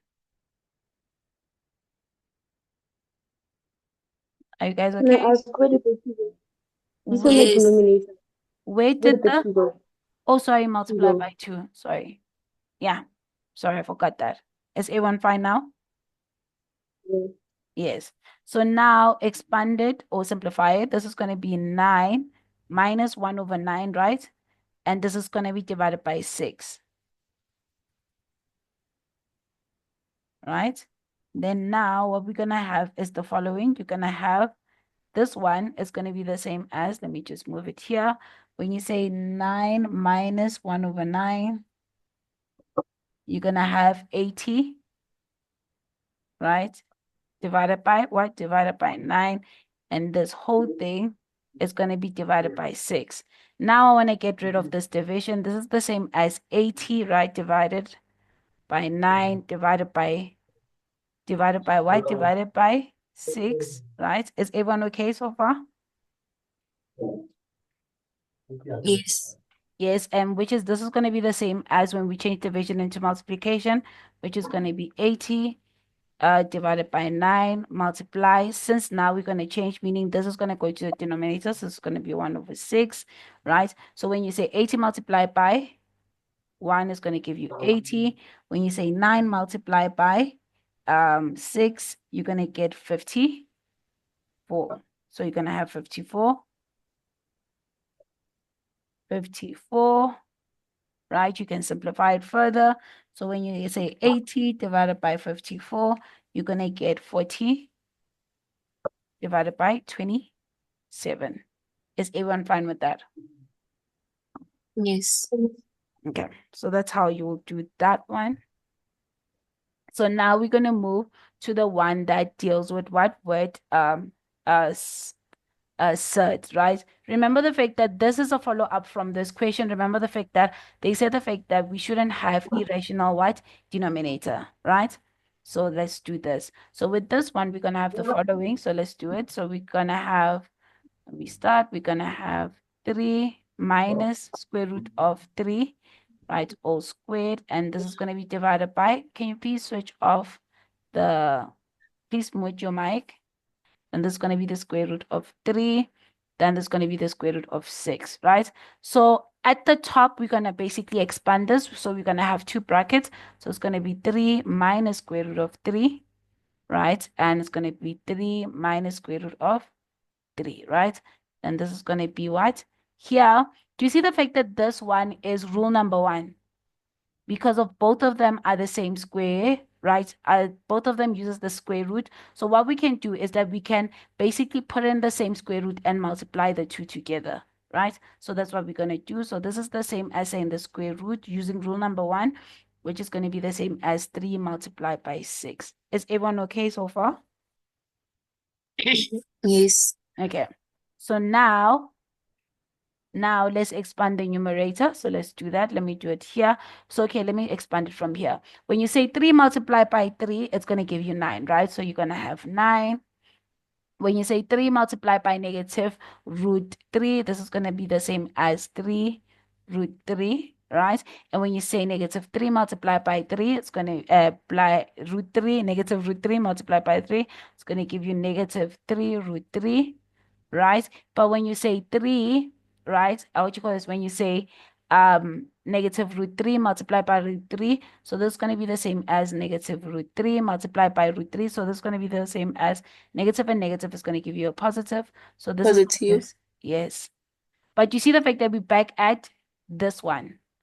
You see the fact that we're going to go back to the first one. So when you say 3 multiplied by, Can I ask, yes, doesn't a square root times a square root give you the number? yes, Like square root ye- of 3 times square root of 3 equals to 3. yes, it is equals to 3. I just wanted to show the fact that how it goes back to this, like by Oh, expanding it, so that you can see oh, why it's like that.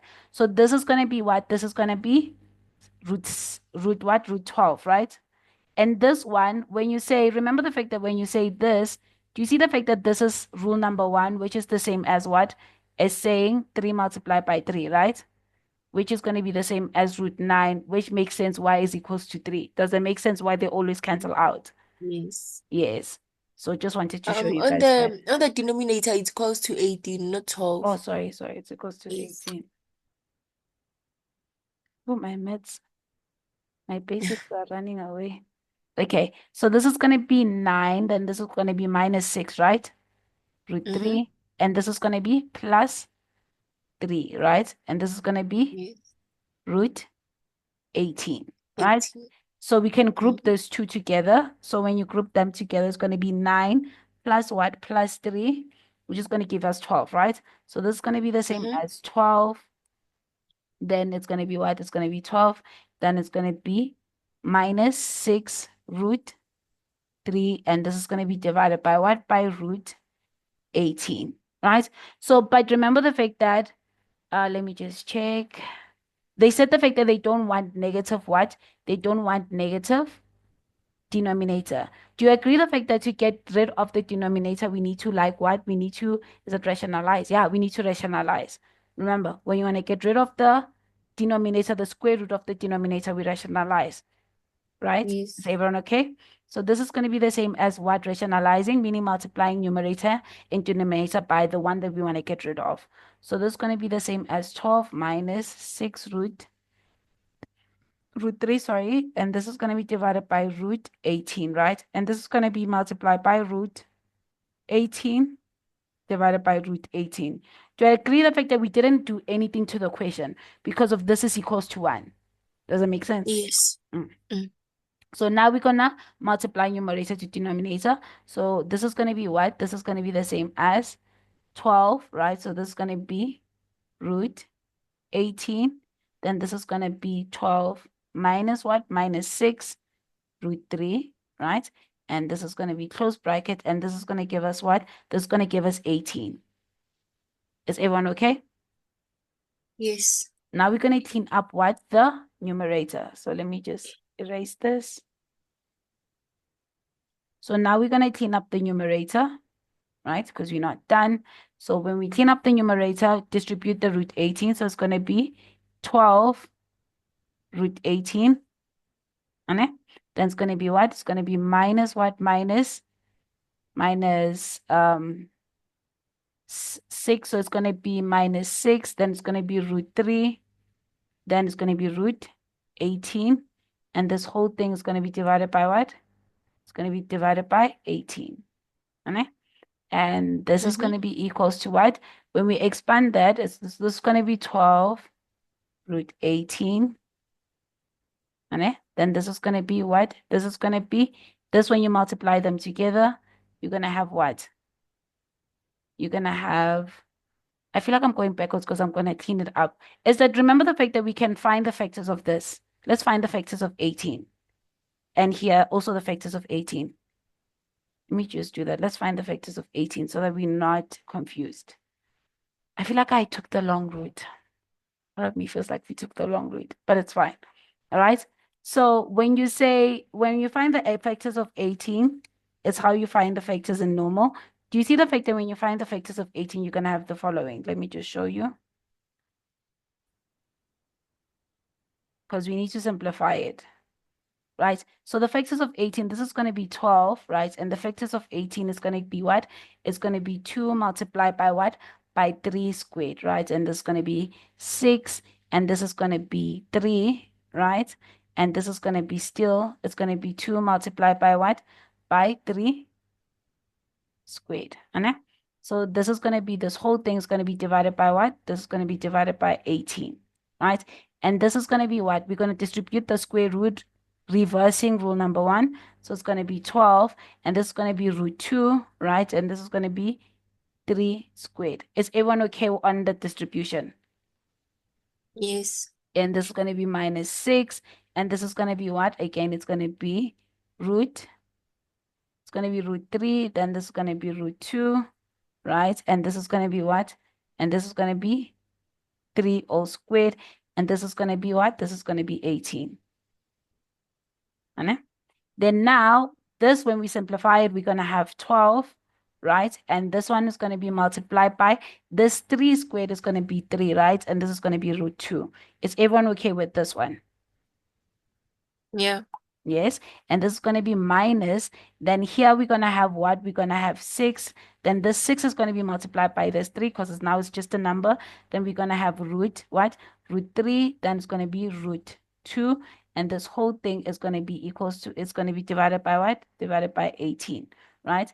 And this is going to be equals to what? This is going to be 12, right? Multiplied by 3, which is going to give me 36, so it's going to be 36 root 2, right?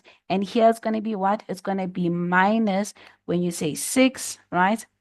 Multiplied by 3, it's going to give you 18. So it's going to be minus 18, right?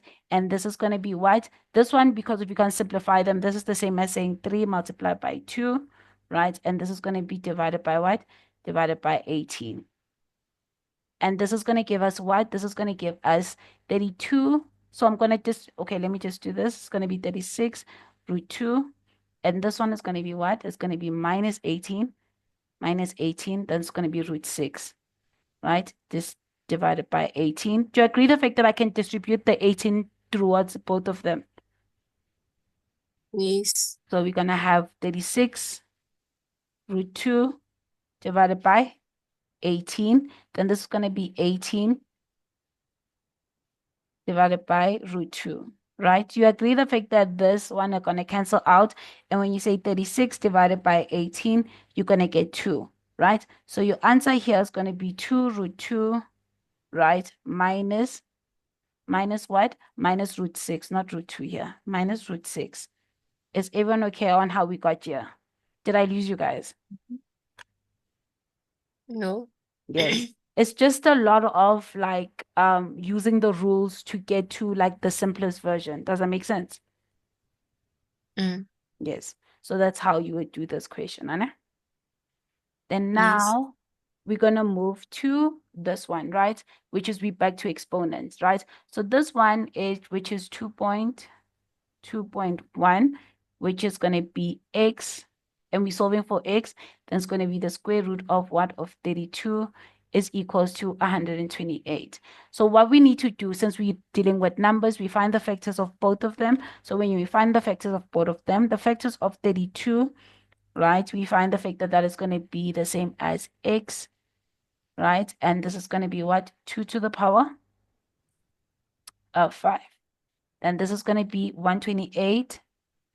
The factors for that is going to be 2 to the power 7, right? So now this comes from, actually, it comes from, it's not here. I don't have it here, right? Is that here we need to change it from what? From being a square root into being an exponent. How do we do that?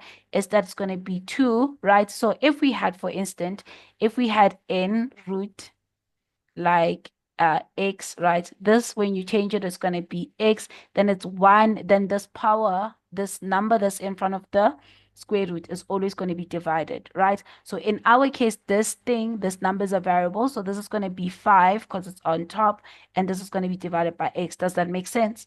How we change from this to this? Mm-hmm. Yes, and this is going to be equals to what? 2 to the power 7. Since we have the same base, we can drop the base and equate the exponent. So this is the same as 5 divided by x is equals to 7. Then now we're going to cross multiply, solving for x. So when we cross multiply, this is the same as divided by 1. So when we cross multiply, it's going to be 5 multiplied by 1, which is going to give me 5. So that's going to be 5. And when you say 5 multiplied by 7, it's going to give you 7x. Divide both sides by 7 because we want x alone. So it's going to be 5 divided by 7 is equals to x. And therefore, x is equals to 5 divided by 7. Are you guys okay? Any questions? Okay, no questions. Is everyone fine? Okay, I guess. Is everyone fine? Is everyone fine? Yes. Okay. So now we're going to move to 2.2. 2.2.2, which is x to the power 1 over 2. Then it's going to be minus 3x to the power 1 over 4. And this is going to be minus 10 is equals to 0. What do we see here?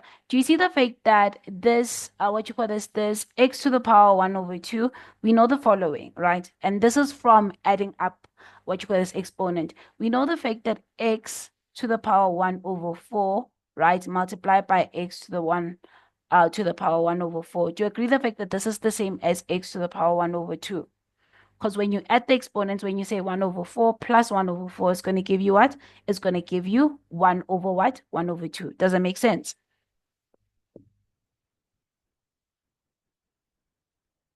Does that make sense?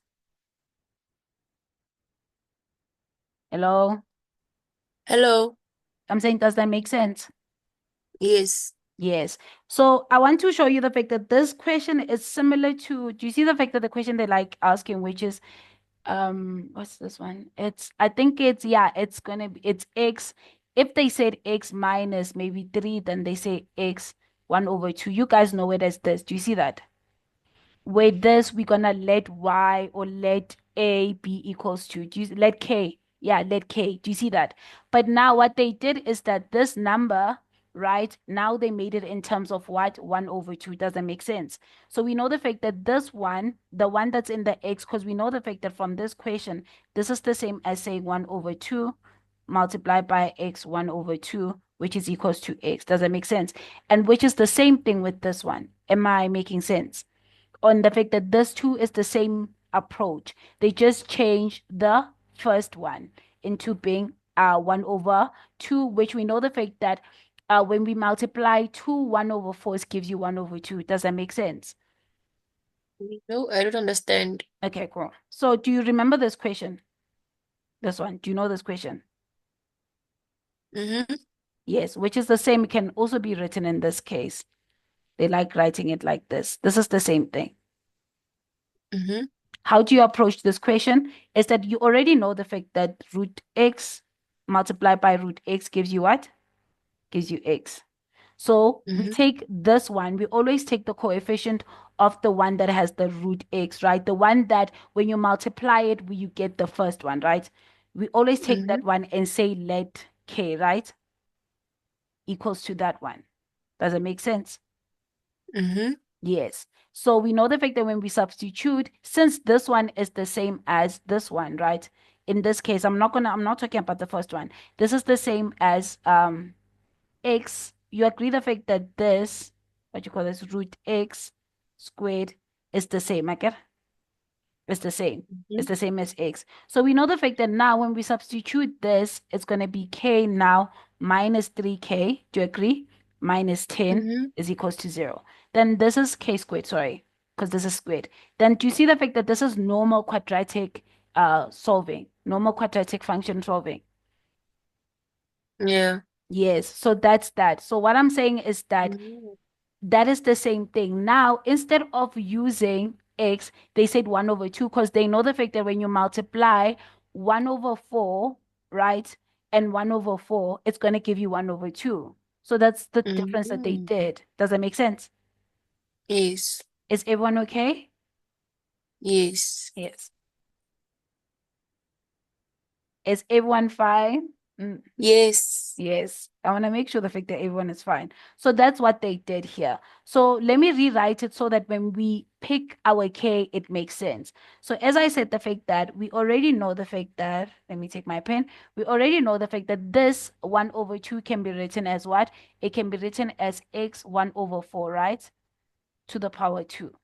Is everyone okay with that? Mm-hmm. And this is going to be minus 3. Then this is going to be x to the power 1 over 4 minus 10 is equals to 0. So the one that we could change to the other one, that's the one that we're going to pick as k, right? So we're going to say let k equals to what? To x 1 over 4. Do you understand why we picked k to be x to the power 1 over 4? Because of this one can be rewritten as this one. Does that make sense? Yes. Yes. So from there, we know the fact that wherever we're going to substitute what k, wherever we see x to the power 1 over 4, we're going to substitute by k. So this is going to be the same as k all squared, right? Minus 3, then this is going to be k minus 10 is equals to 0. Is everyone fine? Everyone okay?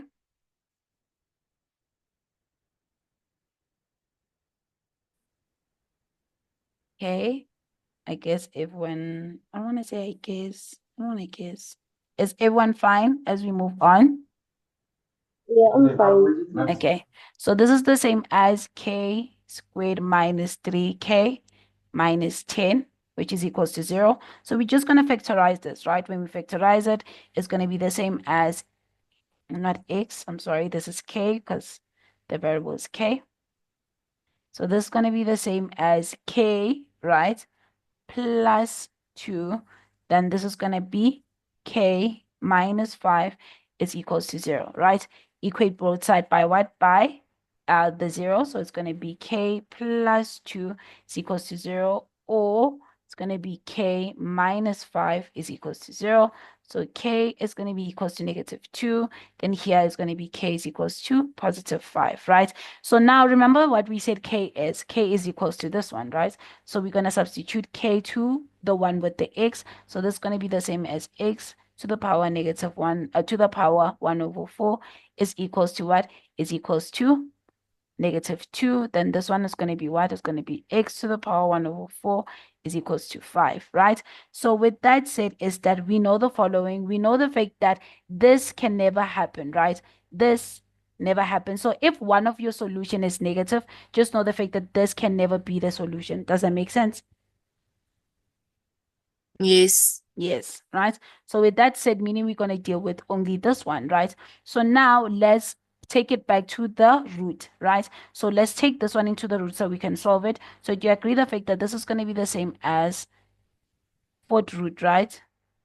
Is equals to 5. Does that make sense?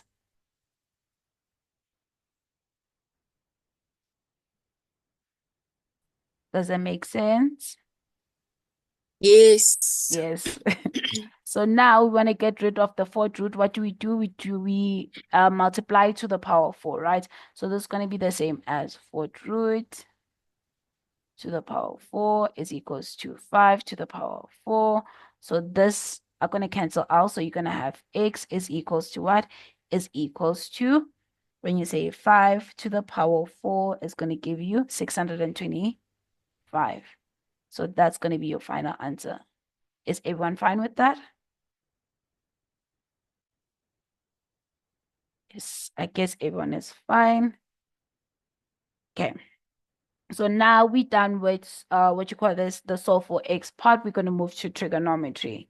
Ane? So everyone fine before I move to trig?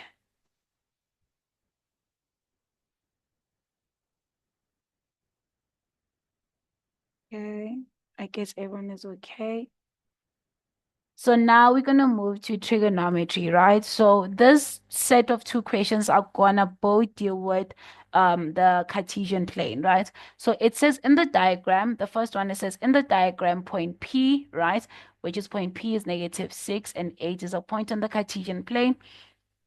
And they tell us the fact that A is a point, right? A is a point on the positive x-axis. And they tell us the fact that the angle AP AOP, which is this angle, is equals to theta. So the first one, it says we need to determine the length of OP, right? So when you have this, it's very important with the Cartesian plane is that when you draw the triangle, right, is that you always draw it to the x-axis. So you always draw it down to the x-axis like this, right? Then you're going to have a square, you're going to put a square, which is going to indicate the fact that that is 90 degrees, right? So we need to fill in the entire what triangle. So do you see the fact that this x value here and this y value here, right?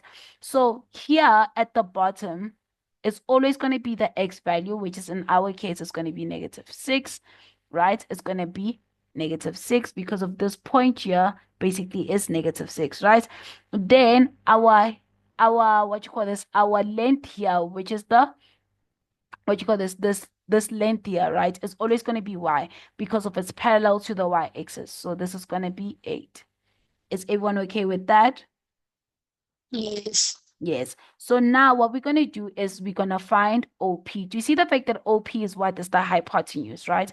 So we're going to Yes. use theorem of Pythagoras to solve for OP. So 3.1. So let me just do this. 3.1.1. So we know the fact that OP squared, which is the hypotenuse, is going to be the summation of the two, right? So it's going to be what? It's going to be 8 squared, right? Then it's going to be plus what? Plus -6 squared. So OP squared is going to be equals to what? It's going to be equals to, when you put this into the calculator, you're going to get 100, right? But remember the fact that we're not looking for OP squared, we're looking for just OP, meaning square root both sides. So when you square root both sides, so it's going to be OP squared is equals to the square root of 100, right? Then this is going to be what? This is going to be OP is going to be equals to plus or minus 10. Reason why I'm saying plus or minus is that depending on, oh no, I lied. Since it's the hypotenuse, is that you know the fact that OP is going to be always what? It's going to be always positive. Two. Yes, because of Yes. the ratio is always positive, right? Yes. Yes. Is everyone okay with that? Yes. Yes. So now in terms of theta and evaluating this whole diagram, this theta here is in our triangle is going to be here. Is everyone okay with that? This theta here is going to be here so that we can evaluate this triangle. Is everyone fine with that idea?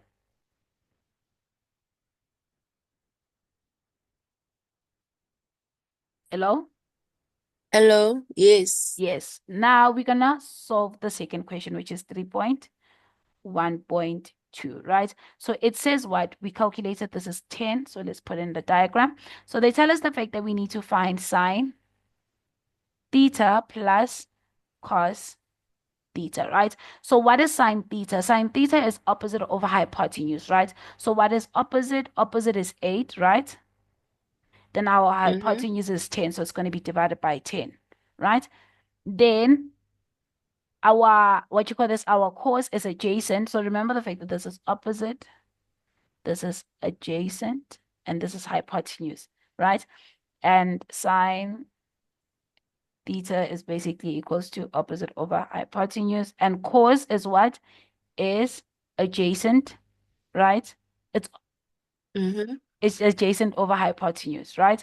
So now adjacent, which is going to be -6, right? Divided by what? Divided by 10.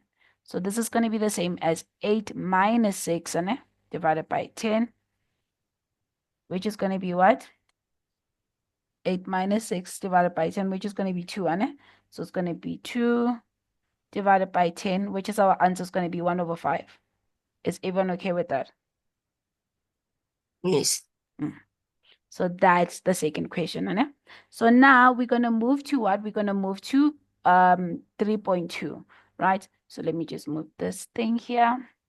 Right? So 3.2, it says the fact that if sine 25 is equals to 1/k, determine the value of 10/25, right? Do you see the fact that here we have sine 25 and here we have 10/25, right? So meaning this is going to be a triangle, and they tell us the fact that we already know the fact that sine is opposite of hypotenuse. So from this information, I can draw a triangle. Do you guys agree? And the angle of it, the reference angle is going to be 25. So let me draw a right angle triangle. So this is going to be 3.2, right? So we know the fact that we're going to have a right angle triangle like this, right? And this angle here is going to be 25 degrees, right? But remember the fact that they tell us the fact that sine 25 is equals to what? To 1 over k. We know the fact that sine is opposite over hypotenuse. So it's going to be opposite the angle. So this is going to be 1, right? And this one that's opposite the 90 degrees is what? The hypotenuse. So k is going to be here. Does that make sense? Is everyone okay? Yes. Yes. So now using the Pythagoras to solve for this part, right? Because we need the entire triangle filled in, right? So we're going to use Pythagoras. We know the fact that it's going to be the hypotenuse, which is this one. So it's going to be k squared, right? Is equals to what? It's equals to the two sides. So we're going to name this side what? This side is always going to be y. So this is going to be what? This is going to be y, and this is going to be x. So we're solving for what? We're solving for x, right? We already have y. So we know the fact that this is going to be what? This is going to be 1 squared, and this is going to be plus what? Plus this is going to be x squared. Is everyone okay with that? Yes. Yes. So with that said again is that we're going to have the following. We're going to have, wait. Let me draw in the Cartesian because of evaluating it. I don't want to lie. Okay. Because that's very important. If I skip that, I don't want you guys to forget that, right? Let's draw it in the Cartesian plane. So we know the fact that this is all students take coffee, right? So we know the fact that sine here, sine 25 is positive. Do you see it's positive? Where is it positive? It's positive here and here, right? But 25, meaning the fact that the angle is 25. Do you agree the fact that 25, we know the fact that this is 0, this is 90, this is 180, and this is what? This is 270, and this is 360. Do you agree the fact that Yes. that means the fact that it needs to be in the first quadrant because of Yes. that it's between 0 and 90, and 25 is between 0 and 90. Does that make sense? Yes. Yes, because that was very important. Because now we know the fact that our triangle is going to be here, then it's going to go down like this, then this is going to be 25, and the square root, right? So as we said, the fact that this is going to be 1, and this is going to be what? This is going to be k, and this is going to be x, because this is y, and this is x. Does it make sense? Yes. Yes. So now we're going to solve for our x. So it's going to be what? It's going to be k squared is equals to y, which is 1 squared plus x squared, right? Then we're going to have what? We're going to have k squared, right, is equals to 1 plus x squared, right?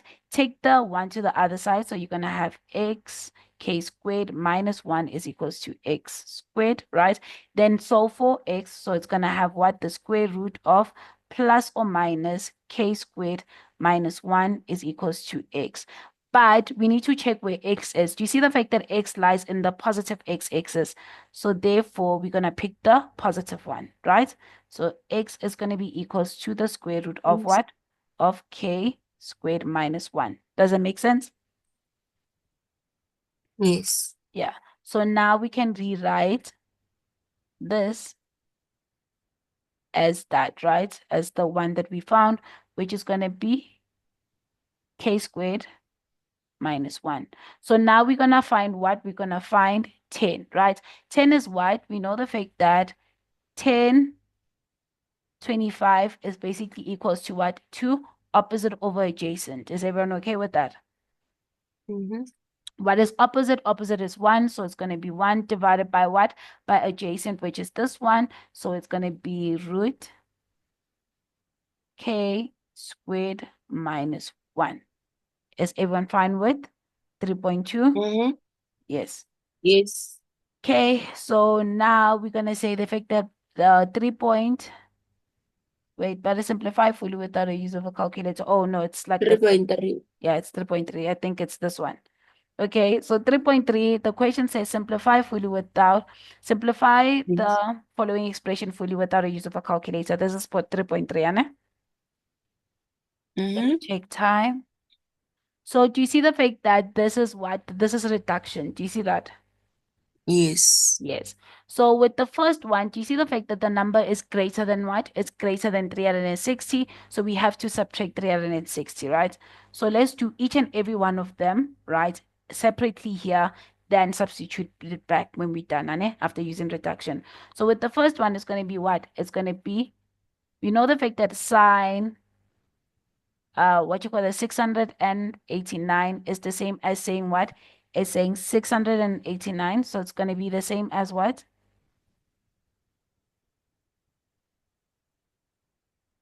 So that is going to be the same as when you say 698 minus 360, you're going to have what? This is going to be the same as, still going to be positive, sine 338, right? Is everyone okay on how we went from here to here? We just subtracted here. Yes. Just subtracted by 360, and I got this. Is everyone okay with that? Yes. Yes, we can still reduce this, right? So when we reduce it, the minute, again, one more thing before I continue, the minute they say without a use of a calculator, just in your head, think the fact that there needs to be special angles that you need to use. That's the only way you can solve this without a use of a calculator. Is that okay? Yes. Yes. So now with this one, when you say 360, right, minus what? Minus 338, you're going to get 22, right? So here, when you have 360, so when you say sine, so here, let's change it, right? We know the fact that we need to change this in terms of either 360, 180, and 90, right? So the what is the closest number between 360, 180, and 90? The closest number to 338 is 360. Does that make sense? That is why we're going to use 360. So with that said, is that we need to find the number that's gonna basically, when we add them together, we can basically get 360 back.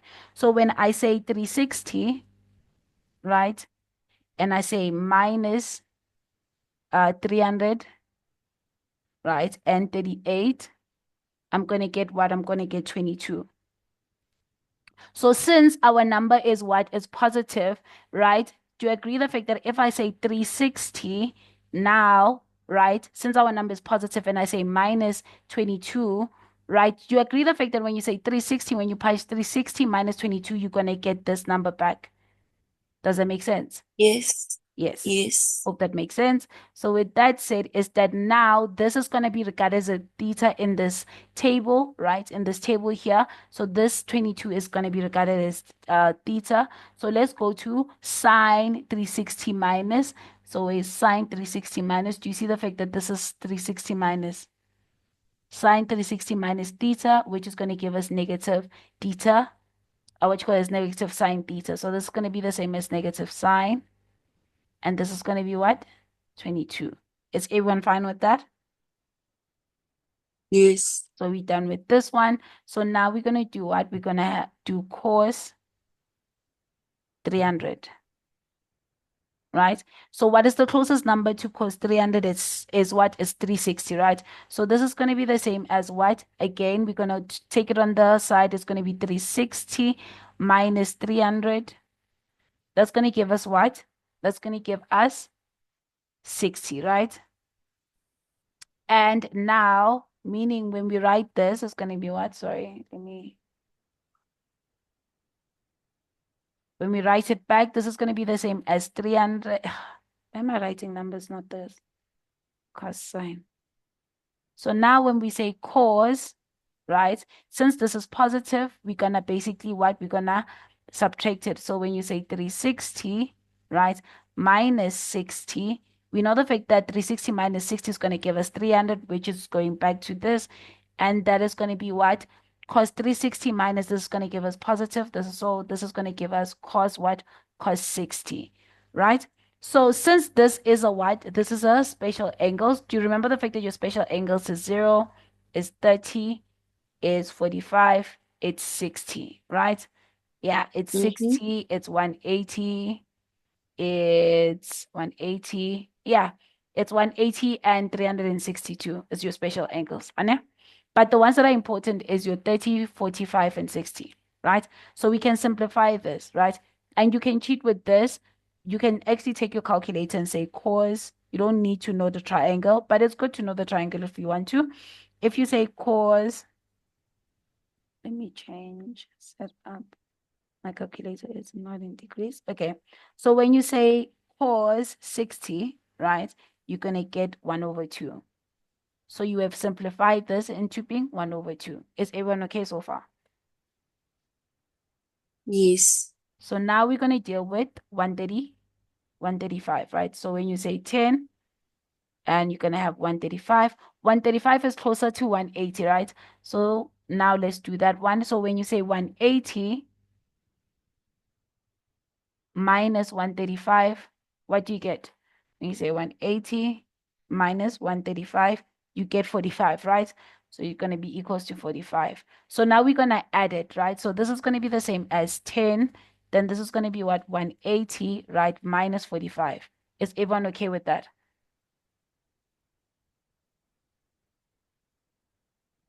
Is everyone okay with that? Yes. Yes. So this is going to be 180. So 180 is going to be where? 10, 180. So it's going to be positive. So it's going to be 10, 45. And this, when you simplify it, 45 is a special angle. So when you say 10, 45, you're going to get 1. So this is going to be equals to 1. All right. Then now you're going to basically do what? Cos negative 248, right?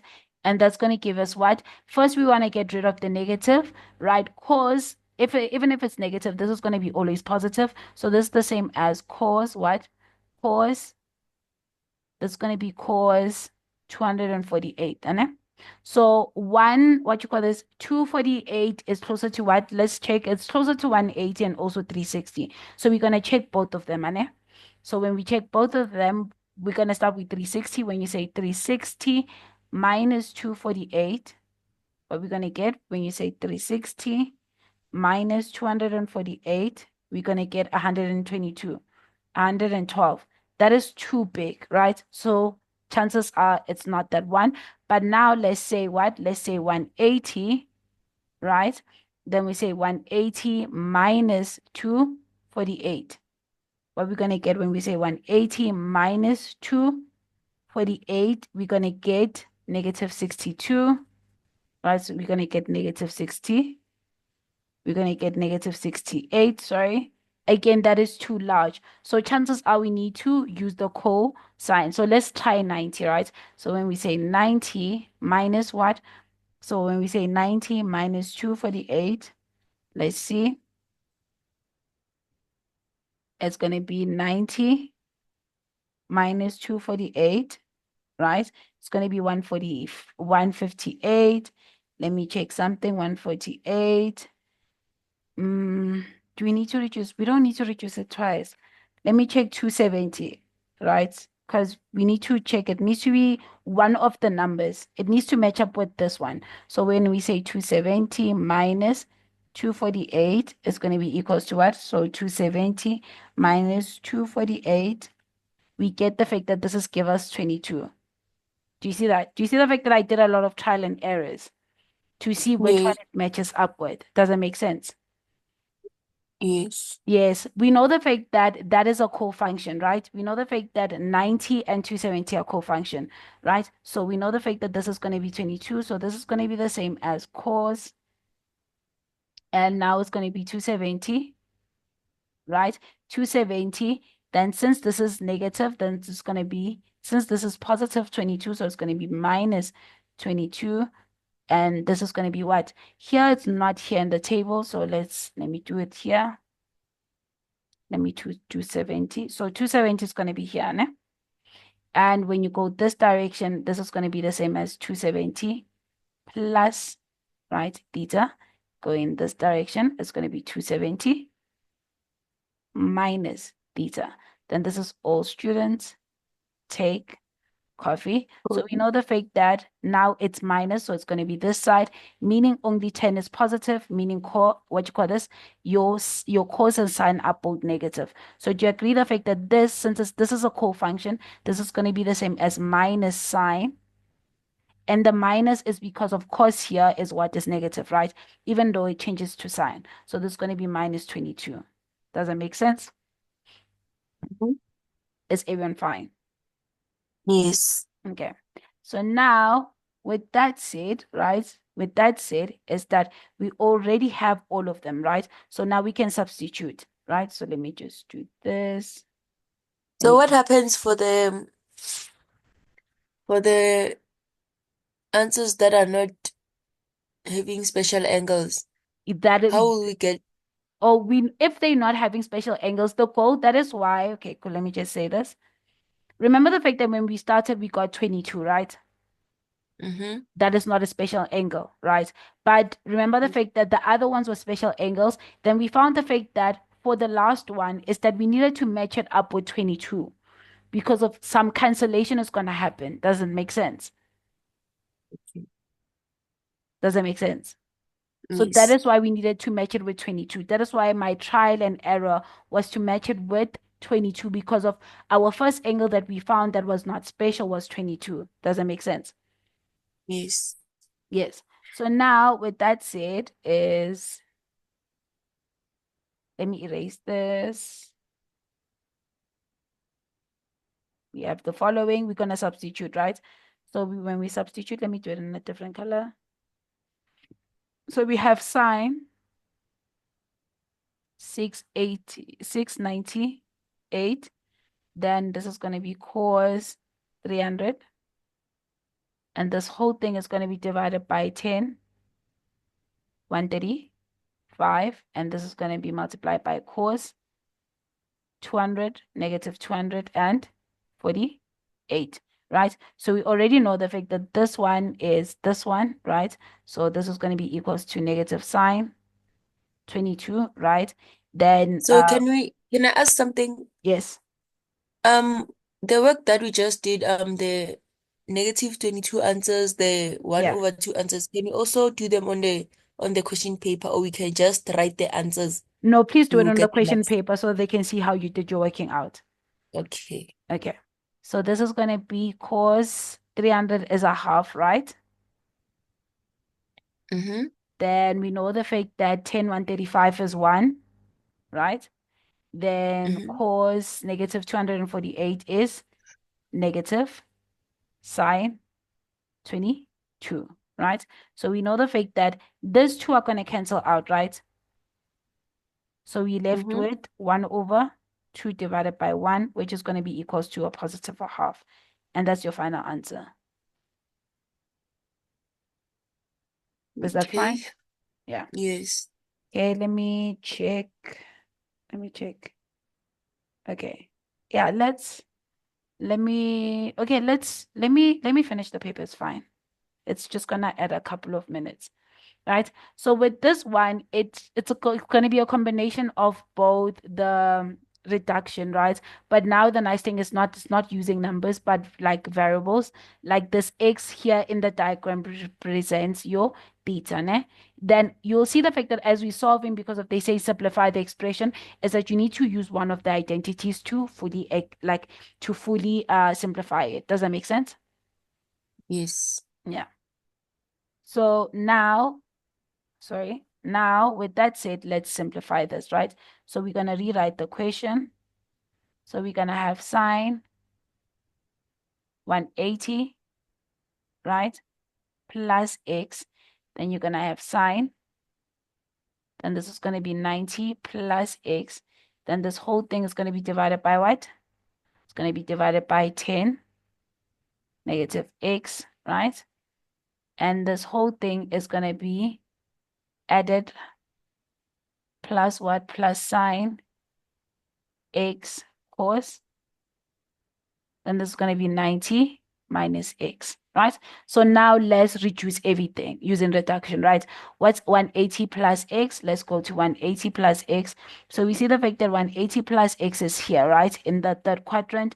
And 180 plus x is negative sign, right? So this is going to be negative sine x. Yes.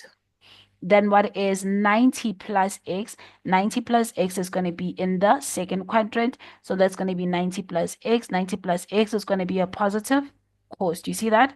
So it's going to be plus cos x, right? Then this is going to be divided by what? What is a negative? A negative 10, right? A negative and the angle inside is negative. 10 and the angle inside is negative. It's going to be always negative 10. Only cos when this angle inside is negative, it becomes positive. Then sine and 10, they both negative. Does that make sense? Wait, what? I'm saying the fact that if you have, let me do it. If you have sine negative x, right? This is going to give you negative sine x. If you have cos negative x, this is going to give you a positive. Okay. But 10 gives you a negative. So only cos is the one that's positive, but both of them, they're going to be negative. Are you okay with that? Yes. Yeah. So let me erase this because we're going to need space. Now we're going to move to, now we're going to move to simplifying this. So it's going to be this, right? Then this is going to be plus sine x. And now we're going to have cos 90 minus is going to be here, which is cos 99 minus is going to be multiplied by sine. Do you see it? It's here. So it's going to be sine x, right? So now this is going to be equals to, now it's going to be equals to, we see the fact that the negative and negative are going to be positive, basically what? Positive.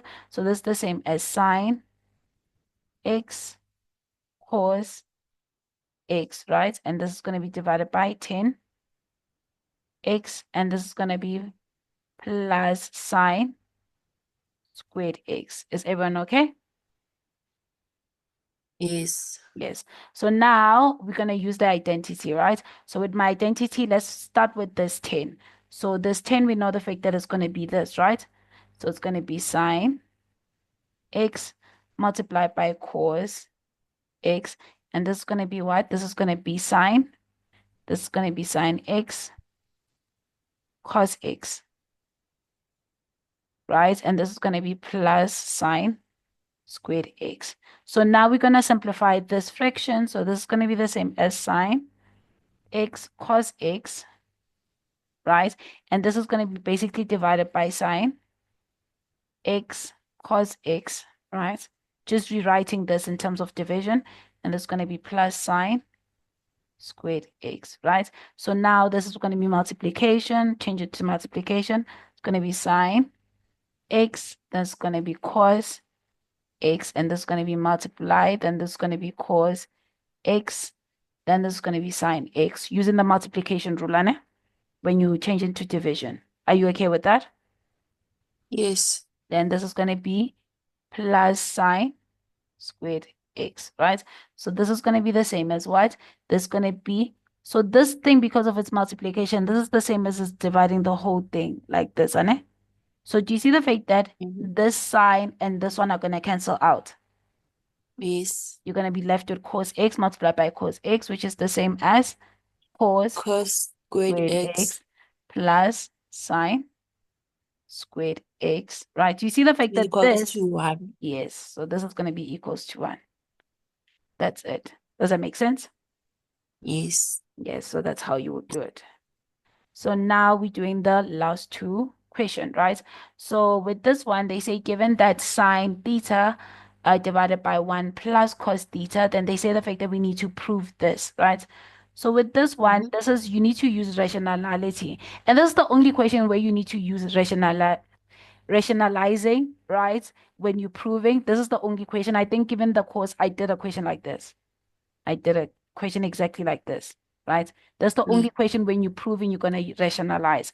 So we have sine theta. So you're going to take the left-hand side because we're proving. We're going to take the left-hand side, which is going to be what? You can take the left-hand side or right-hand side. It really doesn't matter, right?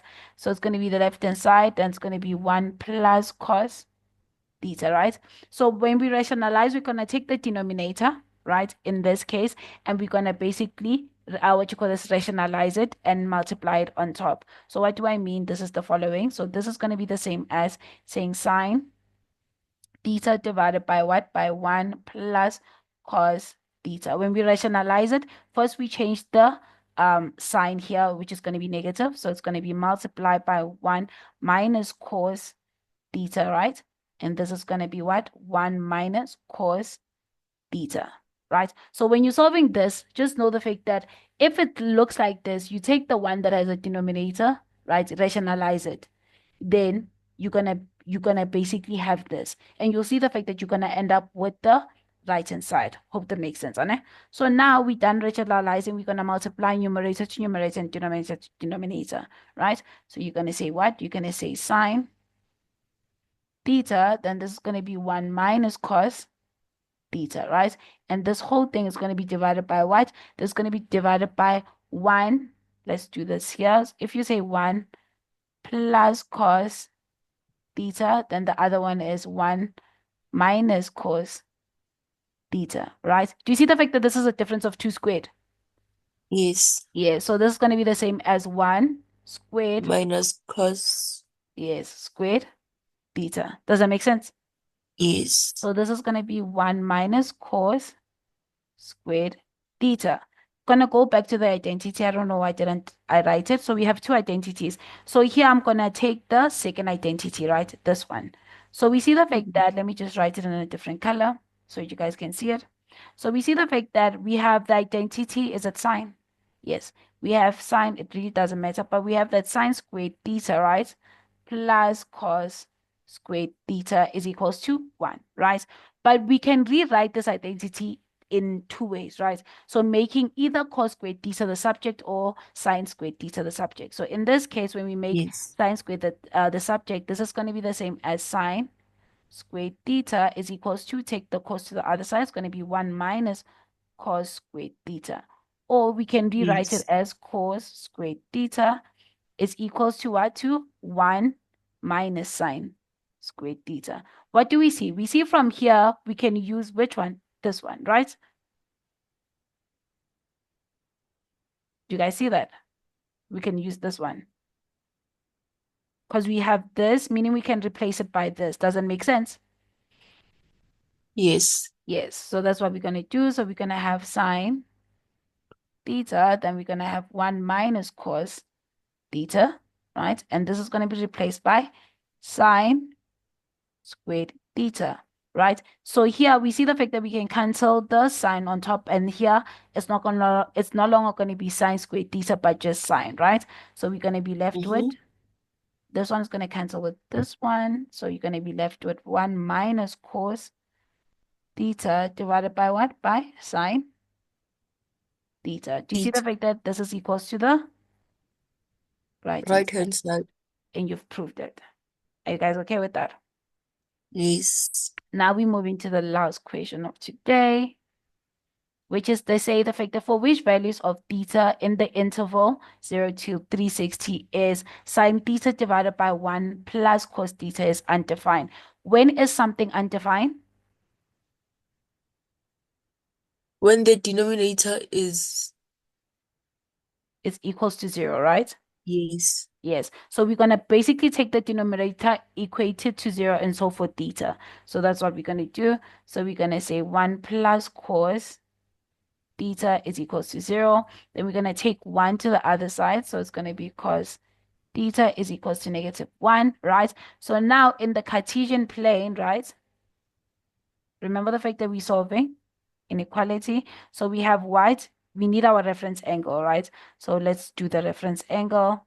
So when we find the reference angle first, we know the fact that it's going to be our cos, right? So it's going to be theta is equals to a cos of 1. We never put the negative because the negative tells us where the cos lies. Does that make sense? No. Okay, cool. So when solving, have you guys started general solution? Not yet. No. Okay, cool. Not yet. Yes, I figured. So when solving general solution, Anna, is that, okay, if you guys haven't started with general solution, chances are they're not going to test it. So let me not complicate this. Let me not complicate this. Let me not complicate it for you guys because it's a lot of rules with general solution. Let me just solve it per normal, right? So now with this one is that now we're going to find our what? Our cos, right? We're still gonna do it. Sorry? We still need to do it. Yeah, you guys are going to still do it. If you guys haven't started doing it at school, and with past papers, I've seen the fact that there isn't an equation that's asking general solution, right? Is that chances, let me check. I don't want to lie. Let me check to know the fact that do I need to recap it? Let me check your guys' document because I don't want to say it's not there and it might be there in the test. So timeline. Grade 11. Okay, nonetheless, please also like do it so that next time we Okay. understand. Okay. Yeah. Oh, it's there. It's there. It's there. It is tested. Okay. So with the general solution, right? Okay, we are back. So with general solution, let me just go back to the last question. Okay. So with the general solution is that the steps is when you need to make sure the fact that on the left hand side it's only the trig ratio and on the other side it's only the number. Does that make sense? Mm-hmm. Yes. Then after that, the number, if the number is negative, negative does not mean the fact that when you punch it in the calculator, you need to include it. That's when we find in the reference angle, right? But the negative tells us where the graph is, right? Because we know the following. So we know the following. We know the fact that let me change my pen, is that using the Cartesian plane, right? We determining this negative number tells us where cos is negative. Where is cos negative? Again, we know the fact that this is 0, right? This is 360. This is 90. This is 180, right? And this is 270. And we know the fact that this is all students, right? Take coffee. So, Take coffee. yes. So where is our cos negative? On the second and third quadrant. Yes, right? So remember the fact that when we're doing the Cartesian is that we need to know where the triangle, we need to write it, right? So here we're determining where, in which position, where should our triangle be, right? So in our case is that since we know the fact that our cos is negative between these two, and they give us another restriction that tell us the fact that theta needs to be between 0 and 360, right? 360, but they still included in between them. So I don't know how. So we know the fact that they both included. This is weird because of if they both included is that it needed to be one of them.